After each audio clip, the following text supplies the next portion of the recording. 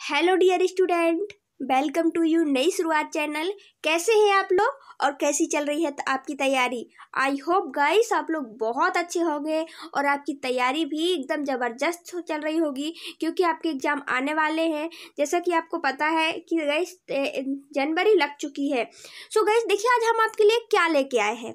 विद्युत धारा का चुंबकीय प्रभाव के गाइस अब क्वेश्चन आंसर लेके आए हैं, वो भी पूरे लेसन के लेके आए हैं। ठीक है ना, इसका हमने लेक्चर पार्ट करवा दिया है। जिसने भी वो देखा होगा गाइस, उससे क्वेश्चन आंसर बनेंगे और बहुत अच्छे तरीके से करवाया है। तो चलिए गाइस देखते हैं किसने कितना सीखा है उस लेसन से, और गाइस इसके क्वेश्चन आंसर लगाते हैं। और जिसने वो वीडियो नहीं भी देखा है, कहीं प्रॉब्लम हुई है, तो गाइस इस लेसन को हमने इस क्वेश्चन आंसर को इतने अच्छे से एक्सप्लेन किया है कि गाइस आपसे सारे क्वेश्चन आंसर बनने लगेंगे। इसी में गाइस आपको लेसन का भी मज़ा आएगा, एंजॉय आएगा। इतना अच्छे से हमने इसको डिस्क्राइब किया है इन क्वेश्चन आंसर को। देखिए क्वेश्चन फर्स्ट क्या है। क्वेश्चन फर्स्ट है गाइस, चुंबक के निकट लाने पर जो दिक् सूचक की सुई विक्षेपित क्यों हो जाती है। तो गाइस वो दिक् सूचक की सुई होती क्या है, आगे आप ही समझ लीजिए। चुंबक के पास लाने से वो हिलने क्यों लगती है, ठीक है ना। तो देखिए गाइस, ये रहा आपका चुंबक। क्या है गाइस, ये रहा चुंबक।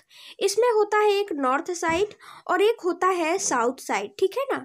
और गाइस दिक् सूचक की सुई जैसे कि ए है, ठीक है ना, और इसमें एक सुई ए लगी है। और गाइस जैसे ही हम चुंबक को, इस वाली चुंबक को पास में लाते हैं, इस वाली चुंबक को गाइस, तो एक साइड इसमें भी नॉर्थ और साउथ साया होता है, क्योंकि ये भी चुंबक की बनी होती है।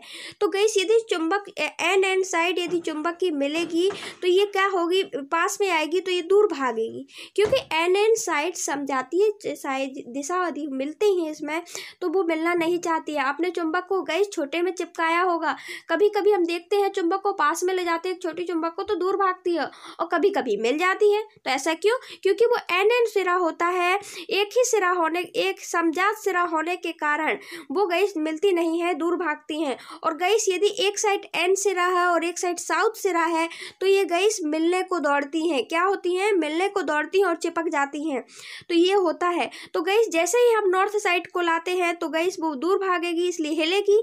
और गाइस जैसे ही साउथ साइड को आएगी तो वो साउथ साइड मिलेगा तो वो मिलने को दौड़ेगी तो हिलेगी। तो विक्षेपित होगी कि नहीं होगी, तो चुंबक को लाने से इसलिए विक्षेपित होती है। चलिए गाइस इसका आंसर एक बार पढ़े लेते हैं अपन।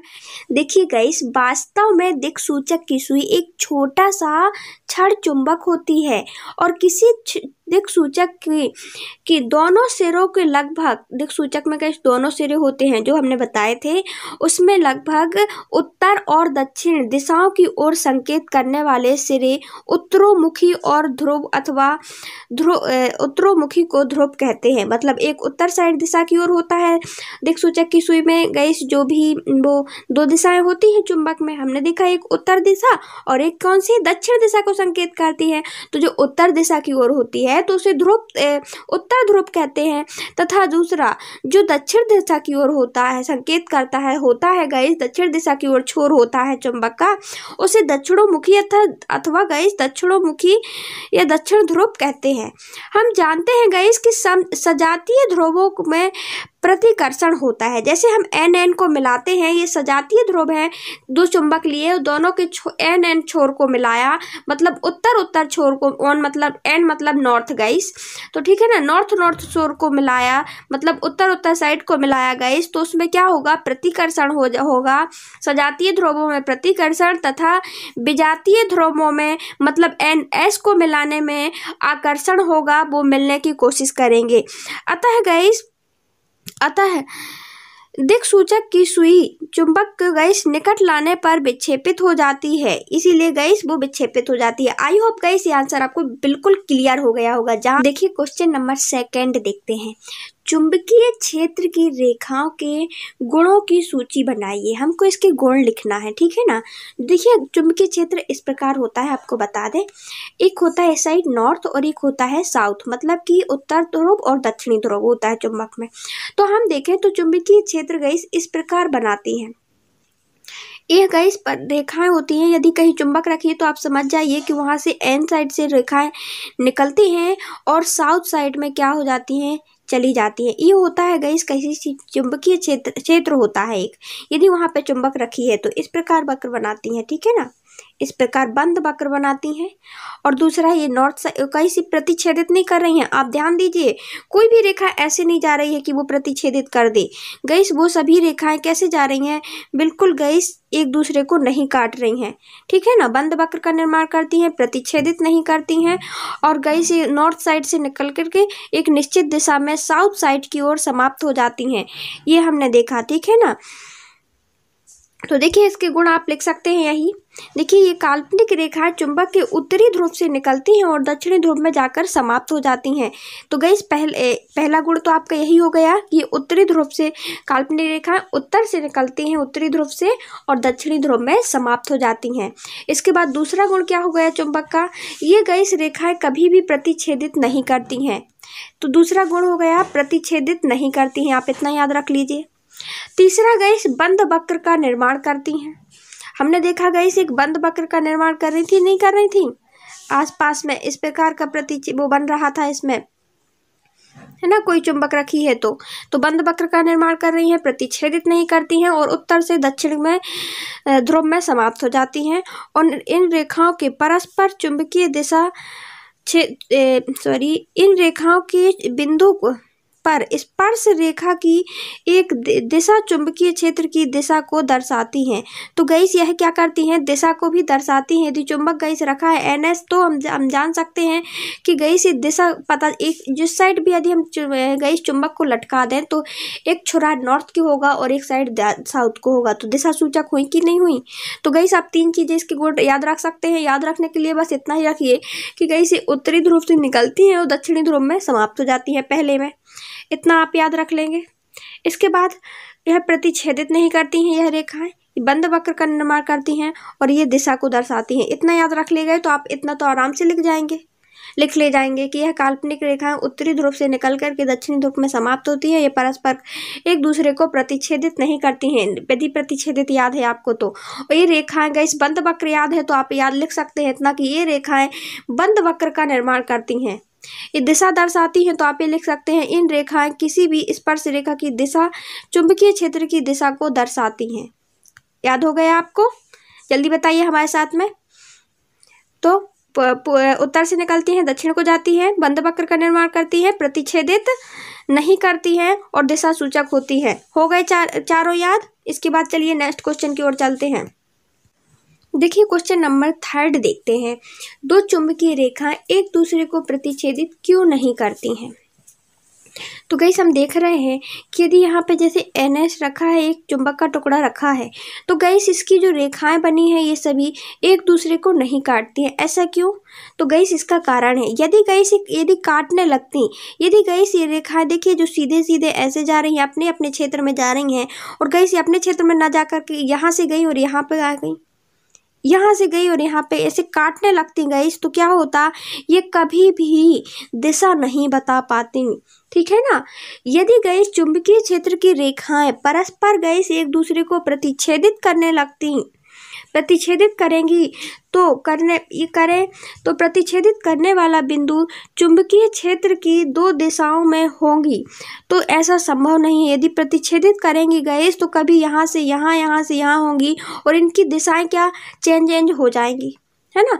तो गाइस 2 दिशाएं होंगी जो कि संभव नहीं है, अतः ये क्षेत्र रेखाएं परस्पर प्रतिच्छेदित नहीं करती हैं। कहने का मतलब ये गाइस सीधे तौर पर कि चुंबकीय क्षेत्र की रेखाएं 2 दिशाएं यदि ये प्रतिच्छेदित करेंगी तो इनकी दिशाएं कितनी होंगी, 2 होंगी, जो कि बिल्कुल भी संभव नहीं है। चुंबकीय क्षेत्र की दिशाएं क्या हो जाएंगी, 2 हो जाएंगी यदि प्रतिच्छेदित करेंगी तो, और जो कि ऐसा संभव नहीं है। अतः यह इतना याद रख सकते हैं क्यों नहीं प्रतिच्छेदित करती, क्योंकि यदि प्रतिच्छेदित करेंगी, आप इतना लिखिए, प्रतिच्छेदित करेंगी तो चुंबकीय क्षेत्र की दिशाएं कितनी हो जाएंगी, 2 हो जाएंगी। और तो गाइस और ऐसा संभव ही नहीं है। और दूसरा लिख सकते हैं, 3 वर्ड याद रखिए, ये प्रतिच्छेदित नहीं करती, यदि प्रतिच्छेदित करेंगी तो इनकी दिशाएं क्या हो जाएंगी, 2 दिशाएं हो जाएंगी, और जो कि संभव नहीं है। इसलिए वो प्रतिच्छेदित नहीं करती हैं।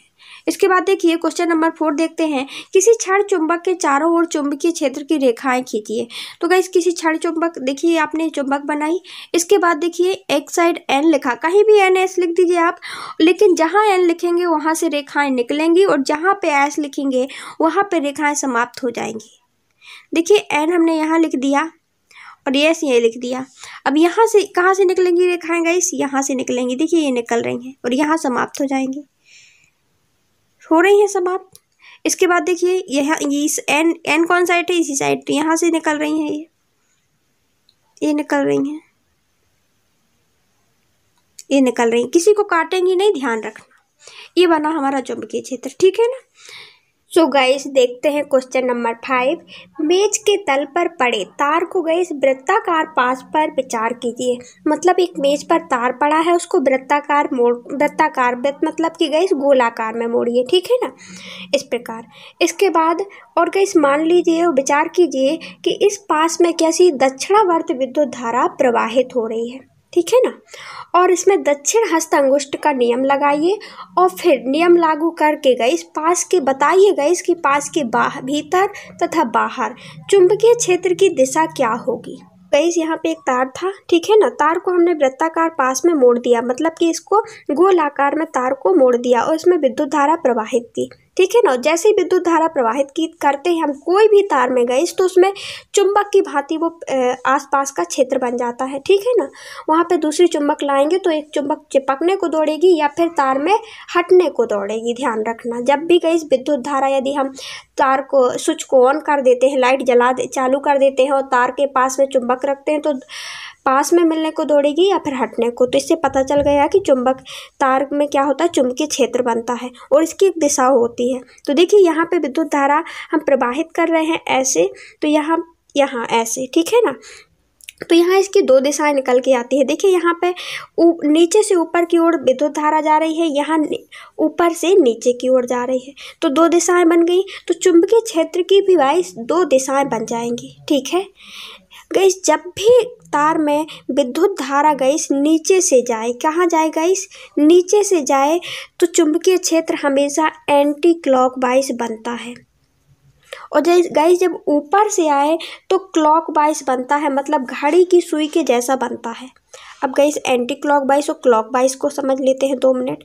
देखिए कोई भी यहाँ पे घड़ी ले लें हम, तो यहाँ पे 12 बजा होता है, 12 के बाद 1 2 इस प्रकार गाइस बजता है, ठीक है ना। ऐसे घूमती है घड़ी की सुई, घूमती है कि नहीं घूमती? इस प्रकार घूमती है, क्लॉकवाइज हो गया। और गाइस जब उल्टा आप सोचें तो उल्टा क्या, 12 के बाद 1 इस प्रकार घूमेगी सुई, उल्टी सुई घूमती है। तो गाइस यही होता है इसमें, नीचे से यदि विद्युत धारा प्रवाहित होती है तो एंटी क्लॉकवाइज चुंबकीय क्षेत्र बनता है, ऐसे विद्युत धारा चुंबकीय क्षेत्र बनता है, ऐसे, ठीक है ना। तो कैसे बनेगा गाइस? इस प्रकार देखिए, अंदर से बाहर की ओर ऐसे गाइस चुंबकीय क्षेत्र बनेगा, ठीक है ना, दिशा होगी। और यहाँ पे क्लॉकवाइज होगी क्योंकि ऊपर से आ रहा है। तो देखिए यहाँ पे हम करते हैं, तो क्लॉकवाइज में हम क्या बताया था आपको, इस प्रकार गाइस चुंबकीय क्षेत्र बनेगा, ऐसे गाइस चुंबकीय क्षेत्र की धाराएं घूमेंगी, ठीक है। तो ऐसे घूमेगी, तो कैसे गाइस? इस प्रकार देखिए, बाहर से अंदर की ओर जाती हुई ऐसे। यहाँ पे हम देख रहे हैं अंदर से बाहर की ओर आ रही थी, लेकिन यहाँ पे क्या हो रहा है, देखिए बाहर से अंदर की ओर जाती हुई प्रतीत हो रही है, क्लॉकवाइज हो रही है। इसमें गाइस हम दूसरा नियम दक्षिण हस्त अंगुष्ठ का नियम भी लगा सकते हैं। वो किस प्रकार गाइस देखते हैं। तो गाइस ये रहा हमारा दक्षिण हस्त अंगुष्ठ का नियम। ये गाइस अंगूठा क्या बता रहा है कि ऐसे विद्युत धारा ऊपर से नीचे की ओर आ रही है, तो चुंबकीय क्षेत्र, उंगलियां क्या बता रही हैं? चुंबकीय क्षेत्र की दिशा।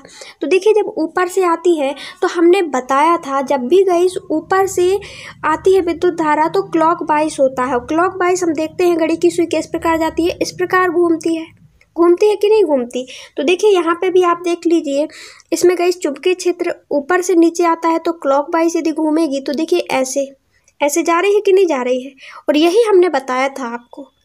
तो ये रहा हमारा दक्षिण हस्त अंगुष्ठ का नियम, ठीक है ना। तो देखिए यहाँ पे हमने माना कोई भी तार लिया पास आकार का, इसमें विद्युत धारा इस ओर है, लेकिन यहाँ पे मुड़ती हुई नीचे की ओर आ रही है।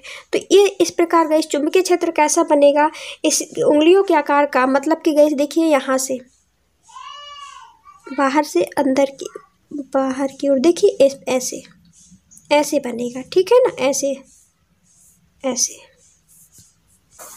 सो गाइस देखिए, ये रहा हमारा कोई तार, ठीक है ना, विद्युत तार है। इसमें विद्युत धारा जैसे ही हम प्रवाहित करेंगे तो इसके आसपास, मतलब यहाँ और यहाँ, एक चुंबकीय क्षेत्र का निर्माण हो जाता है।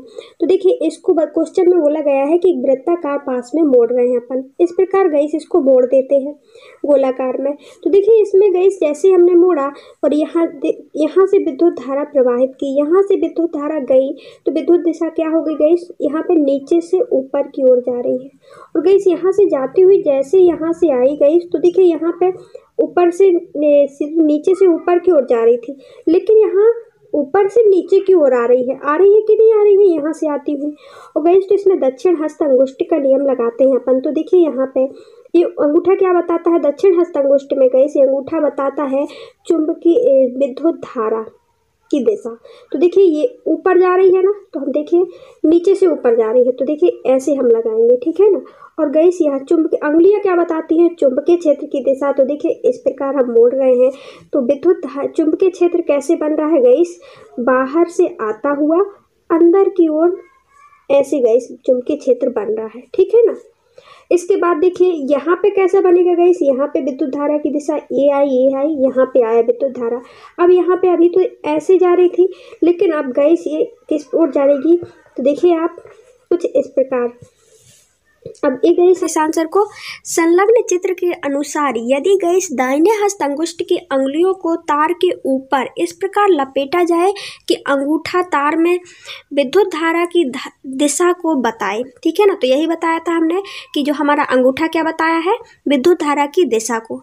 तब गाइस दिशा की, तो हाँ, तो दिशा, तो अंगुलियां मोड़ने पर गाइस चुंबकीय क्षेत्र की दिशा को प्रदर्शित करेंगी। तो अंगूठा यदि विद्युत धारा की दिशा को बताता है तो अंगुलियां चुंबकीय क्षेत्र की दिशा को बताती हैं, प्रदर्शित करती हैं। अतः पास के भीतर चुंबकीय क्षेत्र की दिशा पास के तल के लंबवत नीचे की ओर होगी, और जबकि पास के गाइस बाहर यदि हम देखें तो चुंबकीय क्षेत्र की दिशा पास के तल के गाइस लंबवत ऊपर की ओर होगी, ठीक है ना। पास के बाहर कैसी होगी, ऊपर की ओर होगी, तल के लंबवत ऊपर की ओर होगी।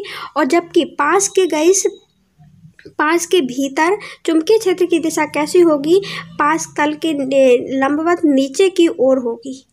गाइस भीतर में नीचे की ओर, और गाइस जब हम बाहर देखते हैं तो ऊपर की ओर देख रहे थे अपन, ठीक है ना। आई होप आपको इस आंसर को कोई प्रॉब्लम। देखिए गाइस क्वेश्चन 6 की ओर चलते हैं। नीचे दिए गए क्षेत्र में चुंबकीय क्षेत्र एक समान है, इसे निरूपित करने के लिए कार्य खींचिए। यहाँ पे चुंबकीय क्षेत्र गाइस एक समान है। तो गाइस ऐसा कब रहता है, जब हम परिनालिका बनाते हैं, मतलब इसे समांतर रेखाओं के द्वारा गाइस हम निरूपित कर सकते हैं चुंबकीय क्षेत्र को। तो गाइस देखिए एक तार को हमने लिया, और गाइस जब वो तार इस प्रकार गाइस मुड़ा होता है, इस प्रकार, ठीक है ना, तो यहाँ के अंदर पे गाइस जो भी चुंबकीय क्षेत्र बनता है वो सब में गाइस अंदर इतनी जगह में समान चुंबकीय क्षेत्र बनता है, कहीं कम ज़्यादा नहीं बनता है। इसके बाहर कम ज़्यादा हो सकता है, ठीक है ना। तो ये रहा गाइस हमारा चित्र, इसके द्वारा हम निरूपित कर सकते हैं कि इसमें समान चुंबकीय क्षेत्र बन रहा है। एक समान चुंबकीय क्षेत्र समांतर बल रेखाएं प्रदर्शित द्वारा किया जाता है। देखिए गाइस क्वेश्चन देखते हैं। नेक्स्ट क्वेश्चन, फ्लेमिंग का बाम हस्त का नियम। फ्लेमिंग का बाम हस्त का नियम क्या कहता है, तो आप गाइस ये रहा आपका फ्लेमिंग का बाम हस्त का नियम। आप गाइस अपना बायां हाथ लीजिए और गाइस अपनी उंगलियों को इस प्रकार फैलाइए गाइस कि देखिए ये अंगूठा है, सॉरी यहाँ पे क्या है, अंगूठा है जो कि गाइस फोर्स को प्रदर्शित कर रहा है। ये गाइस हमारी तर्जनी है जो कि यहाँ से विद्युत धारा यदि गाइस प्रवाहित होगी, बहेगी, विद्युत धारा जाएगी, समझ लिए एक तार है। तो यहाँ पे क्या हो रहा है, चुंबकीय क्षेत्र बनेगा यहाँ आसपास, ठीक है ना। बनता है कि नहीं बनता है, जहाँ से विद्युत धारा प्रवाहित होती है किसी तार में। तो और गाइस जब यहाँ पे चुंबकीय क्षेत्र बनेगा तो यहाँ पे बनेगा गाइस बल। यहाँ पे क्या लगेगा, बल लगेगा, ध्यान रखना, एक फोर्स लगेगा, बल लगेगा। इसी को हम फ्लेमिंग का बाम हस्त का नियम कहते हैं। यदि दिशा ज्ञात करनी हो, यदि गाइस की चुंबकीय क्षेत्र की विद्युत धारा ऐसे बह रही है तो गाइस चुंबकीय क्षेत्र कहाँ बनेगा, तो आप ये हस्त का अंगूठा का नियम लगा सकते हैं। और बल कहाँ लगेगा, तो आप इस नियम के द्वारा गाइस ये निकाला जा सकता है। इसी नियम पर मोटर सिद्धांत वगैरह भी कार्य करते हैं। बहुत से बल लगेगा तभी तो बहुत सी चीज़ घूमने लगती हैं, हम देखते हैं। जैसे इसी के कारण देखिए यहाँ पे कोई चुंबक रखा है और यहाँ पे कोई चुंबक रखा है, और यहाँ से कोई हमने क्या ले ली, परिनालिका ले ली, एक तार ले लिया यहाँ से, ठीक है ना, यहाँ से, और इसमें विद्युत धारा प्रवाहित करेंगे तो यहाँ पे आसपास क्या होगा, ये चुंबक में भी गई, चुंबक क्षेत्र था यहाँ पे, तो यहाँ से गई N से S और क्या हो रही थी, धाराएं जा रही थी यहाँ पे चुंबक क्षेत्र की, और यहाँ पे हमने परिनालिका रख दी और इसमें भी विद्युत धारा प्रवाहित की गई। तो इसमें भी जब विद्युत धारा प्रवाहित होगी तो इसका भी चुंबक क्षेत्र बनेगा। हमने बताया था जैसे ही किसी तार में चुंबक क्षेत्र विद्युत धारा प्रवाहित करते हैं तो वहाँ पे चुंबक क्षेत्र उत्पन्न हो जाता है। तो क्या होगा गाइस, यहाँ से भी देखिए इन चुंबकों से भी विद्युत चुंबक क्षेत्र निकल रहा था और साथ में इससे भी हो गया, तो क्या होगा, इसमें बल लगेगा एक प्रकार का। तो देखिए यहाँ से जैसे ही विद्युत धारा जा रही थी गाइस तो यहाँ से चुंबकीय क्षेत्र इस ओर धकेल रहा था इसको, ये इस ओर जा रही थी विद्युत धारा तो ये इस ओर चुंबकीय क्षेत्र खेल रहा था। और गाइस ये यहाँ पे क्या हो रहा था, यहाँ से जाती हुई यहाँ पे जा रही थी। जब यहाँ पे गाइस यहाँ देखिए यहाँ पे क्या हो रहा है, यहाँ पे इस ओर जा रही थी लेकिन यहाँ पे इस ओर लौट रही है, ऊपर से नीचे की ओर रही है। तो गाइस जब ऊपर से नीचे की ओर आ रही है तो ये चुंबकीय क्षेत्र, तो यहाँ पे बल कहाँ लगेगा, ऊपर की ओर लगेगा। तो गाइस ये घूमने लगेगी, इसी के कारण, इसी सिद्धांत पर करता है मोटर सिद्धांत। जैसे कि पंखा चलने लगता है, घूमने वाली चीज़ें इसी के आधार पर चलती है, ठीक है ना। तो ये होता है वाम हस्त का नियम, आप ये देख सकते हैं। इसको आप लिखने के लिए देखिए यहाँ पे लिखा हुआ है हमने, यदि वाम हस्त की गई 3 उंगलियों को इस प्रकार गई 3 उंगलियां कौन कौन सी, अंगूठा ले लीजिए आप और फिर बीच की उंगली, ठीक है ना, तर्जनी एवं मध्यमा ले लीजिए, 3 उंगलियों को ले लिया हमने और एक दूसरे के लंबवत आप इस प्रकार फैलाइए कि मध्यमा की तर्जनी चुंबकीय क्षेत्र को दिशा को प्रदर्शित करे, मध्यमा चालक में विद्युत धारा जो प्रवाहित हो रही है उसकी दिशा को बताए, तथा चालक में लगने अंगूठा जो है वो चालक में लगने वाले बल को अंगूठे द्वारा दिशा प्रदर्शित की जाती है। देखिए यही है, यहाँ पे 3 उंगली है जो कि गाइस पहले जैसे कि ये क्या है गाइस, यहाँ पे सॉरी ये अंगूठा है, ये क्या बल को प्रदर्शित कर रहा है, ये विद्युत धारा यहाँ से जा रही है और यहाँ पे क्या हो रहा है, चुंबकीय बल क्या चुंबकीय क्षेत्र बन रहा है जिससे यहाँ पे क्या हो रहा है, बल लग रहा है। यहाँ से जैसे ही विद्युत धारा आती है यहाँ चुंबकीय क्षेत्र बनता है, चुंबक रखी होती है तो यहाँ पे क्या होगा, बल लगेगा और ये घूमने लगेगा। गाइस चलते हैं क्वेश्चन नंबर 9 की ओर। 9 क्या है गाइस, देखिए विद्युत मोटर का क्या सिद्धांत है। बहुत ही अच्छा क्वेश्चन है गाइस, हमें बहुत अच्छा लगता है क्योंकि हम इसको बहुत अच्छे से क्लियर करेंगे। देखिए विद्युत मोटर का सिद्धांत, जब कोई कुंडली को चुंबकीय क्षेत्र में रखकर उसमें विद्युत धारा प्रवाहित की जाती है तो गाइस कुंडली एक और बल युग्म का कार्य करने लगता है जो कि कुंडली को उसकी अक्ष से घूमने पर गाइस प्रयास करता है, घुमाने का प्रयास करता है। यदि कुंडली गाइस अक्ष पर घूमने के लिए स्वतंत्र है तो वह घूमने लगती है और यही विद्युत मोटर का सिद्धांत होता है। कुंडली के घूमने से क्या होती है, उसमें बहुत सी चीज़ें होने लगती है, जैसे पंखा का चलना है ना, और भी चीज़ें घूमने वाली चीज़ें, यही विद्युत मोटर का सिद्धांत होता है। मतलब देखिए इसमें ये कहा गया है कि यहाँ पे 2 चुंबकीय क्षेत्र होता है, 2 हमने मान लीजिए एक चुंबक रख ली गई, इसमें N एक सिरा क्या है N और एक सिरा S है, ठीक है ना, SN मतलब साउथ पोल और नॉर्थ पोल, उत्तरी ध्रुव दक्षिणी ध्रुव, 2 ध्रुव होते हैं कोई भी चुंबक में, इसी प्रकार इसमें होता है, ठीक है ना। देखिए यहाँ पे भी S और N साउथ और नॉर्थ। तो विद्युत धारा चुंबकीय क्षेत्र में हमेशा चुंबकीय क्षेत्र गई इसमें जो बनता है उसमें जो प्रवाहित हो रही है चुंबकीय क्षेत्र, तो गई वो ऐसे N से S की ओर प्रवाहित होती है ना। तो गई यहाँ पे ये चुंबकीय क्षेत्र बन रहा था और यहीं पे क्या कर दिया इन्होंने, देखिए चुंबकीय क्षेत्र में चुंबकीय क्षेत्र में एक कुंडली को रख दिया। क्या रख दिया हमने, एक कुंडली यहाँ पे तार से बनी हुई, क्या ये तार रख दिया गई, यहाँ पे तार से बनी हुई आयताकार कुंडली रख दी और यहाँ पे क्या किया हमने, विद्युत धारा प्रवाहित कर दी इस कुंडली में। और गैस यही कुंडली में क्या था, जब हम तार में विद्युत धारा प्रवाहित करते हैं तो हमने आपको ये बताया था कि जैसे ही विद्युत धारा प्रवाहित होती है, स्विच ऑन करते हैं तो उसमें भी चुंबक का निर्माण हो जाता है, उसमें भी चुंबकीय क्षेत्र बन जाता है। तो आप ही बताइए गैस, यहाँ पे तो वैसे ही चुंबकीय क्षेत्र था क्योंकि ये 2 चुंबक रखी थी और यहीं पे हमने कुंडली रख दी और जैसे ही इसमें विद्युत धारा प्रवाहित की तो इसमें भी चुंबकीय क्षेत्र बनना शुरू हो गया। ठीक है ना। तो देखिए यहाँ से हमने विद्युत धारा क्या की, प्रवाहित की। देखिए हम मोटा कर लेते हैं एक बार। यहाँ से हमने ऐसे विद्युत धारा प्रवाहित की, ऐसे जा रही है, ऐसे जा रही है। तो यहाँ हमने देखा ये गई, ये ऊपर की ओर जा रही है और यहाँ पे नीचे की ओर आ रही है। तो क्या हो रहा है, यहाँ दो साइड बल लग रहा है, ठीक है ना। जैसे ही यहाँ से ऊपर की ओर चुंबक विद्युत धारा जा रही है तो इसमें एक बल लग रहा है, वो गाइस चुंबकीय क्षेत्र का वो नीचे ढकेल रहा है, इसको क्या कर रहा है, नीचे ढकेल रहा है। और यहाँ पे क्या हो रहा है, यहाँ पे नीचे ढकेल रहा है और यहाँ पे ऊपर की ओर चुंबकीय क्षेत्र बन रहा है, क्योंकि यहाँ विद्युत धारा यहाँ से आ रही है, ठीक है ना। मतलब कहने का मेरा मतलब ये है, देखिए यहाँ पे चुंबकीय विद्युत धारा ये आ रही थी, लेकिन यहाँ चुंबकीय क्षेत्र ऊपर की ओर बन रहा है और यहाँ पे नीचे की ओर बन रहा है। तो एक ऊपर एक नीचे करेगा गाइस, तो क्या होगा, इसमें घुमाव उत्पन्न होगा कि नहीं होगा। तो गाइस ये वाला क्षेत्र धीरे धीरे यहाँ को आ जाएगा और ये यहाँ को चला जाएगा, इसमें गाइस घुमाव उत्पन्न हो जाएगा। और इसी को हम विद्युत मोटर, जब वो स्वतंत्र कुंडली होती तो घूमने लगती है, और घूमने को ही हम विद्युत मोटर का सिद्धांत कहते हैं। ये विद्युत मोटर में विभक्त वलय की क्या भूमिका होती है। तो गाइस विद्युत मोटर में विभक्त वलय दिक् परिवर्तन का कार्य करते हैं, और यह गाइस यह विद्युत धारा में, विद्युत परिपथ में विद्युत धारा के प्रवाह को उत्क्रमित कर देते हैं, जिसे दिक् परिवर्तक कहते हैं। मतलब विद्युत धारा को बदल देते हैं। कैसे गाइस, जैसे कि हमने देखा यहाँ पे दो चुंबक रखी हुई है, यहाँ पे क्या था गाइस, चुंबकीय क्षेत्र था, ठीक है ना।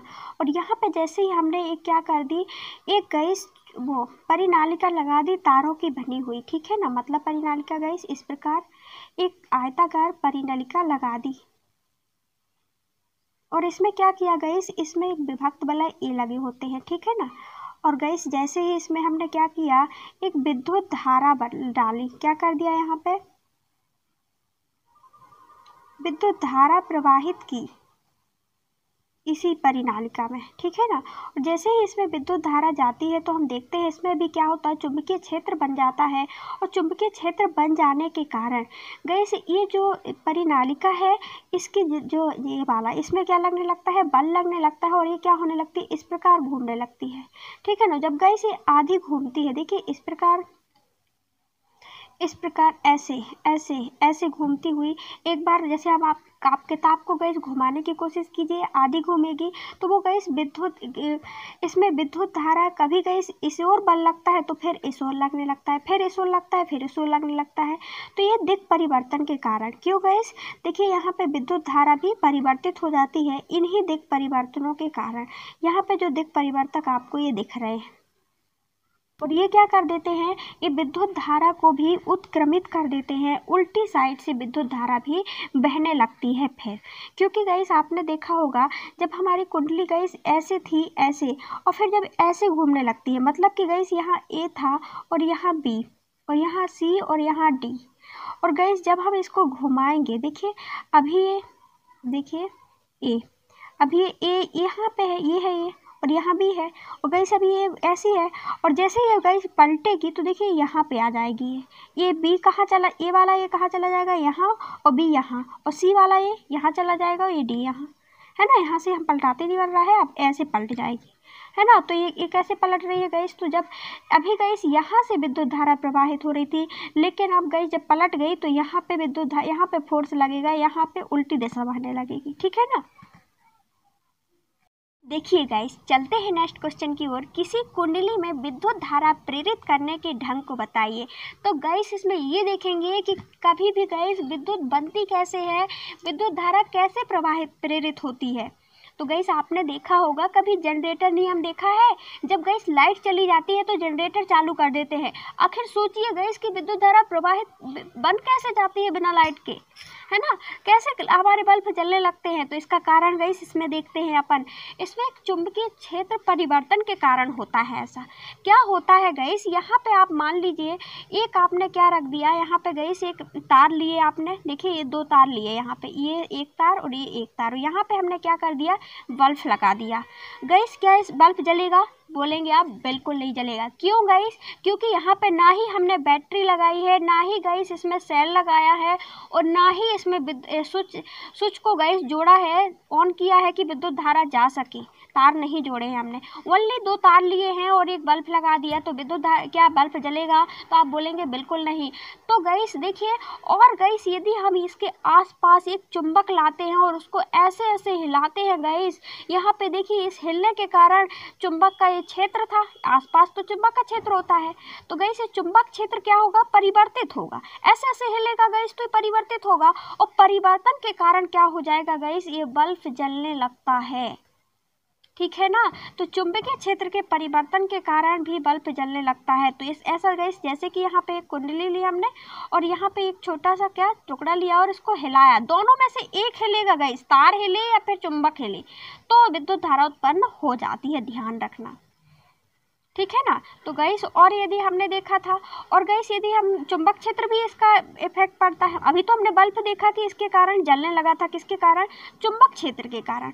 और गाइस यदि चुंबक क्षेत्र ना हो, माना कि यहाँ पे हमने कोई बल्ब लगा दिया और यहाँ पे बैटरी लगा दी, बैटरी के कारण तो बल्ब जलेगा, आप बोलेंगे ना बिल्कुल जलता है, टॉर्च का बल्ब कैसे जलता है? तो गाइस, और फिर बाद में यहाँ पे विद्युत धारा प्रवाहित करते, जब कोई भी तार में विद्युत धारा प्रवाहित करते हैं तो चुंबक क्षेत्र बन जाता है। क्या बनता है? चुंबक क्षेत्र बन जाता है। तो यहाँ पे विद्युत धारा के कारण चुंबक क्षेत्र बन रहा है, जबकि हमने देखा था उसके पहले गाइस कि यहाँ पे और गाइस चुंबक के कारण विद्युत धारा भी बनती है। एक दूसरे से कनेक्टिंग हुए कि नहीं हुए? तो देखिए यहाँ पे विद्युत धारा के कारण चुंबक क्षेत्र बन रहा है, और गाइस वहाँ पे हमने क्या देखा था? चुंबक के कारण विद्युत धारा बन रही थी। एक दूसरे से कनेक्टिंग हुआ कि नहीं हुआ? तो गाइस देखिए यहाँ पे विद्युत धारा प्रेरित करने के हम 3-4 नियम पढ़ेंगे। तो गाइस इसके लिए देखिए, एक कुंडली लिया और एवं एक चुंबक को एक दूसरे में गाइस गति लाया। वही गाइस, एक हमने क्या ले ली? एक हमने एक तार ले लिया और ये है गाइस चुंबक, और इसमें गाइस एक दूसरे इसमें गति लाए चुंबक में या फिर कुंडली में, और कुंडली को घुमाना शुरू किया, चुंबक क्षेत्र को स्थिर रखा चुंबक को, तो इसमें गाइस विद्युत धारा उत्पन्न हो जाएगी। ठीक है ना? या फिर इसको घुमाइए, ये अपेक्षित गति ला करके चुंबक क्षेत्र में। ठीक है ना? इसके बाद दूसरा आप नियम देखिए, दूसरा हम किस प्रकार कर सकते हैं? एक धारावाही कुंडली एवं एक सामान्य कुंडली में सापेक्षिक गति ला करके, मतलब कि गाइस एक में हम 2 कुंडली ली हमने, देखिए ये इस प्रकार कुंडली ली, और गाइस इनमें एक में हमने क्या कर दिया? विद्युत धारा प्रेरित कर दी, मतलब कि यहाँ से विद्युत धारा जा रही है। ठीक है ना? और गाइस जैसे ही और इसमें तो गाइस विद्युत धारा जाएगी तो इसके आसपास चुंबक क्षेत्र बनेगा कि नहीं बनेगा? हमने बताया था एक सिंपल तार में जब विद्युत धारा गाइस डालते हैं तो वो भी उसमें चुंबक का निर्माण कर लेता है आसपास। तो गाइस यहाँ पे आसपास चुंबक क्षेत्र का निर्माण हो गया, तो बगल की कुंडली में भी गाइस यहाँ पे कोई वो नहीं था। जब गाइस इसमें परिवर्तन हुआ, यहाँ पे चुंबक क्षेत्र में परिवर्तन होने के कारण इसमें भी गाइस क्या हुआ? इस परिवर्तन के कारण इसमें विद्युत धारा उत्पन्न हो सकती है। ठीक है ना? जबकि इसके जॉइंट नहीं थे ये कुंडली, दोनों ये दूसरे के बगल में रखी थी, और गाइस इसमें विद्युत धारा कम प्रवाहित होने के कारण इसमें भी क्या हुआ? चुंबक क्षेत्र का परिवर्तन आया, और गाइस ये विद्युत धारा, इसमें भी विद्युत धारा उत्पन्न हो सकती है। तो क्या लिखा है? धारावाही कुंडली और सामान्य कुंडली में सापेक्षिक गति उत्पन्न करके भी हम विद्युत धारा उत्पन्न कर सकते हैं।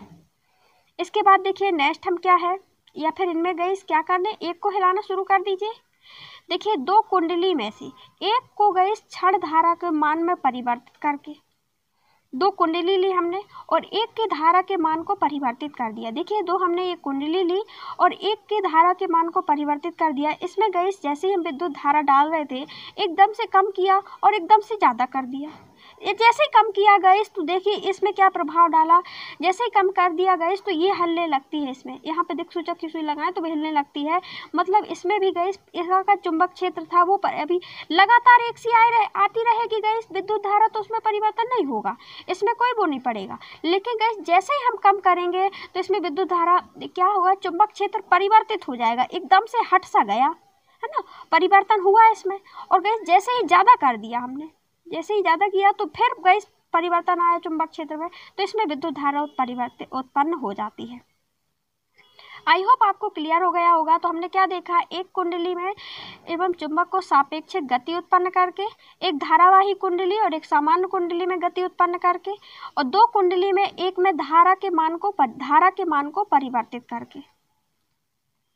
हाँ, आई होप आपको क्लियर हो गया होगा। ये 3 बात आप याद रख लीजिए, एक कुंडली और चुंबक क्षेत्र में गति ला करके, चुंबक क्षेत्र में गति ला करके, इतना याद रखिए, ठीक है ना। और गाइस दूसरा सामान्य को सापेक्षिक गति उत्पन्न करके, तीसरा दो कुंडलियों के धारा के मान को परिवर्तित करके। आई होप आपको क्लियर हो गया होगा और याद भी हो गया होगा। देखिए नेक्स्ट है विद्युत जनित्र का सिद्धांत बताइए। तो विद्युत उत्पन्न कैसे होती है, इसका सिद्धांत क्या कौन सा है गाइस, बताइए। तो गाइस इसमें विद्युत जनित्र में विद्युत चुंबकीय प्रेरक पर आधारित होता है। विद्युत जनित्र किस पर आधारित होता है, विद्युत चुंबकीय प्रेरक पर आधारित होता है। और विद्युत जनित्र में यांत्रिक ऊर्जा को विद्युत ऊर्जा में कन्वर्ट किया जाता है। देखिए यहाँ पे एक हमने कुंडली ली और यहाँ पे क्या किया था, हमने इसको गाइस हिलाना डुलाना, यहाँ पे चुंबक लिया था।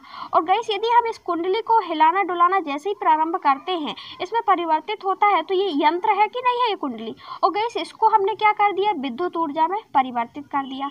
तो यांत्रिक ऊर्जा को विद्युत ऊर्जा में परिवर्तित किया जाता है। इसको हिलाने से चुंबकीय क्षेत्र में क्या हुआ, परिवर्तन आया गाइस, और इस परिवर्तन के कारण ही विद्युत उत्पन्न हो जाती है। इसके बाद देखिए क्वेश्चन नंबर 30 नेक्स्ट देखते हैं, दिष्ट धारा के कुछ मुख्य स्रोतों के नाम लिखिए। तो गैस दिष्ट धारा क्या होती है, दिष्ट धारा अपरिवर्तनशील होती है गैस, परिवर्तित नहीं होती है। मतलब दिष्ट धारा के मुख्य स्रोत क्या है गैस, जैसे स्टोरेज सेल है, विद्युत रासायनिक सेल है, डीसी जनरेटर है। डीसी जनरेटर मतलब डायरेक्ट जनरेटर, ठीक है ना। जैसे कोई यहाँ पे सेल लगा दिया हमने, वहाँ विद्युत धारा दे रहे हैं गैस, तो सेल के कारण बराबर मात्रा में विद्युत धारा जाएगी ना, है ना। रासायनिक सेल हो गए ये सब। और प्रत्यावर्ती धारा गैस, इसकी एक होती है दिष्ट धारा, एक होती है प्रत्यावर्ती धारा। इसको समझने के लिए गैस डिटेल से आप लेक्चर पार्ट देख लीजिए, हमने बहुत अच्छे से क्लियर किया है। तो गैस दिष्ट धारा मतलब अपरिवर्तनशील विद्युत रासायनिक सेल और स्टोरेज सेल, आप याद रख सकते हैं क्या। इसके बाद देखिए प्रत्यावर्ती विद्युत धारा उत्पन्न करने वाले स्रोत बताइए के नाम लिखिए। तो गैस प्रत्यावर्ती धारा को एसी जनरेटर द्वारा और जल विद्युत धारा द्वारा उत्पन्न कर सकते हैं। तो गैस देखिए मतलब कि प्रत्यावर्ती धारा परिवर्तन के कारण आती है। मतलब कि देखिए कोई भी क्षेत्र है, जैसे यहाँ पे कोई भी हम देख रहे थे जल विद्युत धारा कैसे बनती है गैस, यहाँ पे डैम बना और एकदम से क्या एक डायरेक्ट रूप से यहाँ पे क्या फोर्स के साथ में क्या आता है, जल गिरता है। और जल गिरने के कारण यहाँ पे क्या बीच में लगा होता है एक टरबाइन, जो कि गैस घूमने लगता है। एक पत्ती लगा देंगे गैस, तो इसमें जैसे ही जल पड़ेगा आप ही सोचिए, तो ये घूमना शुरू कर देती है। इसमें ऐसा लगाया जाता है कि ये घूमने लगी, और घूमने के कारण इसमें क्या हुआ, इसमें घूमना उत्पन्न हुआ। और यहाँ पे गैस इसमें घूमने के कारण ही क्या होता है, चुंबकीय क्षेत्र में परिवर्तन आएगा, और परिवर्तन के कारण क्या हो जाएगी, विद्युत धारा उत्पन्न हो जाएगी। हमने बताया था, आपको बताया था ना, कुंडली के घूमने के कारण ही। इसी प्रकार जनरेटर में भी क्या होता है, इनके घुमाव के कारण कुंडली घूमने लगती है, आसपास चुंबकीय क्षेत्र होता है, ये चुंबकीय क्षेत्र रहा और इसके घूमने के कारण ही इस पे विद्युत धारा उत्पन्न हो जाती है। तो एसी जनरेटर मतलब डायरेक्ट, मतलब एसी मतलब प्रत्यावर्ती विद्युत धारा, और क्या है जल विद्युत धारा, ये प्रत्यावर्ती विद्युत धारा के ही स्रोत है। और गैस ध्यान रखना, जो हमारे घरों में लाइट आती है ज़्यादातर प्रत्यावर्ती धारा सही होती है, क्योंकि हम देख रहे हैं जो डायरेक्ट लगाई जाती है गैस प्रत्यावर्ती धारा कुछ इस प्रकार, देखिए इस प्रकार मुड़ती हुई आती है, जिसके कारण क्या होता है ये गैस इसमें मतलब कि बराबर मात्रा में विद्युत धारा जाती है। और गैस यदि हम सीधे तार लगा देते हैं तो क्या होता है, इसमें गैस परिवर्तन न होने के कारण क्या होता है, ये गैस दूरी का प्रभाव पड़ता है इसमें दिष्ट धारा में। मतलब कि यहाँ पे कोई बल्ब लगाएंगे गैस तो वो ज़्यादा तेज जलेगा, और यहाँ पे गैस धीमा धीमा जलेगा दूर होने के कारण, जबकि प्रत्यावर्ती धारा में इसका कोई प्रभाव नहीं पड़ता है दूरी का, ध्यान रखना। इसके बाद इसीलिए हमारे घरों में जो बिजली आती है तारों खंभों के द्वारा, वो प्रत्यावर्ती धारा के द्वारा आती है। देखिए विद्युत परिपथ तथा साधित्रों में सामान्यतः उपयोग होने वाली दो सुरक्षा उपयोगों के नाम बताइए। तो गैस हम देखते हैं जो विद्युत परिपथ होते हैं, देखिए यहाँ पे विद्युत परिपथ होते हैं जो हमारे घर में लगे होते हैं, जैसे लाइट वो होती है गैस, तो हमें इन साधित्रों का उपयोग करने में समानता जो हमें सुरक्षा देते हैं वो क्या है, तो एक होता है गाइस फ्यूज। जैसे कि हम देखते हैं हमारे मीटर में जब लाइट आती है उसके पहले क्या खंभे के पास में क्या लगा दिया जाता है, फ्यूज लगा दिया जाता है। जब यदि कभी कोई वायर गाइस कट गया, कोई प्रॉब्लम आई, अधिक मात्रा में बिजली आती है गाइस, तो ये फ्यूज क्या हो जाता है, पिघल जाता है और गाइस ये तार को तोड़ देता है, जिससे आगे घर में बिजली ना जा सके और हमारी लाइट चली जाती है। और गाइस फ्यूज हो जाने के कारण फिर क्या हो जाता है, हमारे घर में गाइस टीवी पंखा खराब नहीं होते हो गाइस। ये फ्यूज ना लगा होने के कारण डायरेक्ट यदि कभी कभी ज़्यादा तेज से बिजली आए, पावर के साथ आती है, तो हमारे घर में टीवी पंखा बहुत सी चीज़ें बिगड़ सकती हैं। और गाइस दूसरा क्या होता है फ्यूज, भू संपर्क तार होते हैं गाइस। भूमि पे एक प्लेट लगा दी जाती है, वहाँ पे एक गाइस ग्रीन कलर का तार जोड़ा जाता है, ठीक है ना। और गाइस कभी कभी जब यहाँ पे कोई तार बार टूट जाते हैं, जब हम बिजली से आने वाले बिजली मतलब खंभों से आने वाले तार, तो हो सकता है हमको करंट मतलब ज़्यादा लग जाए। तो उसमें जब वो एक तार क्या है, हमारा शरीर क्या होता है, भूमि के संपर्क में होता है, तो वो सीधे तार करंट कहाँ चला जाता है, भूमि में चला जाता है। तो दूसरा क्या है गाइस, भू संपर्क तार। पहला विद्युत फ्यूज, भू संपर्क तार। इसमें समझ में ना आया हो तो लेक्चर पार्ट देख लीजिए, आपको बहुत अच्छे से क्लियर की। 2 किलोवाट शक्ति के अनुमान तक एक विद्युत धारा तंदूर, मतलब 2 किलोवाट शक्ति का है एक तंदूर है, ठीक है ना, उसमें इतनी ही विद्युत धारा चाहिए है। और हमारे घर में कितनी आती है, 220 वोल्ट की आती है, प्रवाहित होती है, जिसका गैस विद्युत, अब गैस हमारे घर में 220 वोल्ट की तो आती है, लेकिन हम देखते हैं बल्ब के लिए कम विद्युत धारा चाहिए है, और बहुत सी चीज़ों के लिए, एसी के लिए ज़्यादा चाहिए है, और या फिर बहुत सी चीज़ें ऐसी लगी होती है जिसके लिए ज़्यादा और किसी के लिए कम चाहिए होती है, ठीक है ना। तो जिसका गैस विद्युत धारा अनुमान तक 5 एम्पियर है, यहाँ पे एक तंदूर लगा हुआ है जिसमें 2 किलोवाट अनुमान तक विद्युत चाहिए होती है, ठीक है ना। और 5 एम्पियर, जिसका गैस विद्युत धारा अनुमान तक 5 एम्पियर है और गैस इससे ज़्यादा या कम आती है तो इसमें प्रभाव पड़ता है, ठीक है ना। तो इसका क्या परिणाम निकलेगा, इसमें 2 किलोवाट तो दिया है और 5 एम्पियर इसमें विद्युत धारा अनुमान तक होनी चाहिए और 220 किलो आती है, ठीक है ना। तो इसका क्या परिणाम होगा गाइस, तो हमें आगे इसको क्या निकाल लेंगे हम, इसमें हम प्रतिरोध लगाएंगे कि नहीं लगाएंगे, ज़्यादा ना जाए, प्रतिरोध लग जाता है तो फिर उसमें ज़्यादा नहीं जाती है, जितना उसको चाहिए उतनी जाती है विद्युत धारा। तो कितने का प्रतिरोध लगाएंगे, है ना, हमें ये निकालना है। तो देखिए P बराबर क्या होता है, V² बटे R, मतलब कि P पावर बराबर, पावर तो हमें दी हुई है, ठीक है ना। तो भी वोल्टेज दिया हुआ है, प्रतिरोध निकालना है हमें, आर नहीं दिया है, तो आर हम इस साइड ले आएंगे और आर पी को यहाँ ले जाएंगे, ठीक है ना।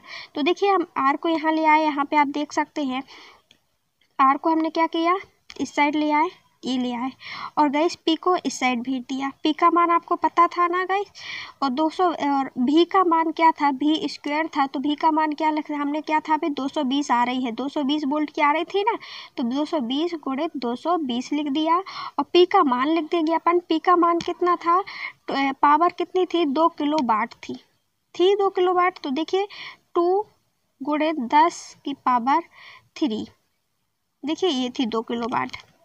2 किलोवाट को यदि हम लिखेंगे तो 2 का सीधे किलो में यदि बदलते हैं तो क्या सीधे क्या हो जाएगा, 2000।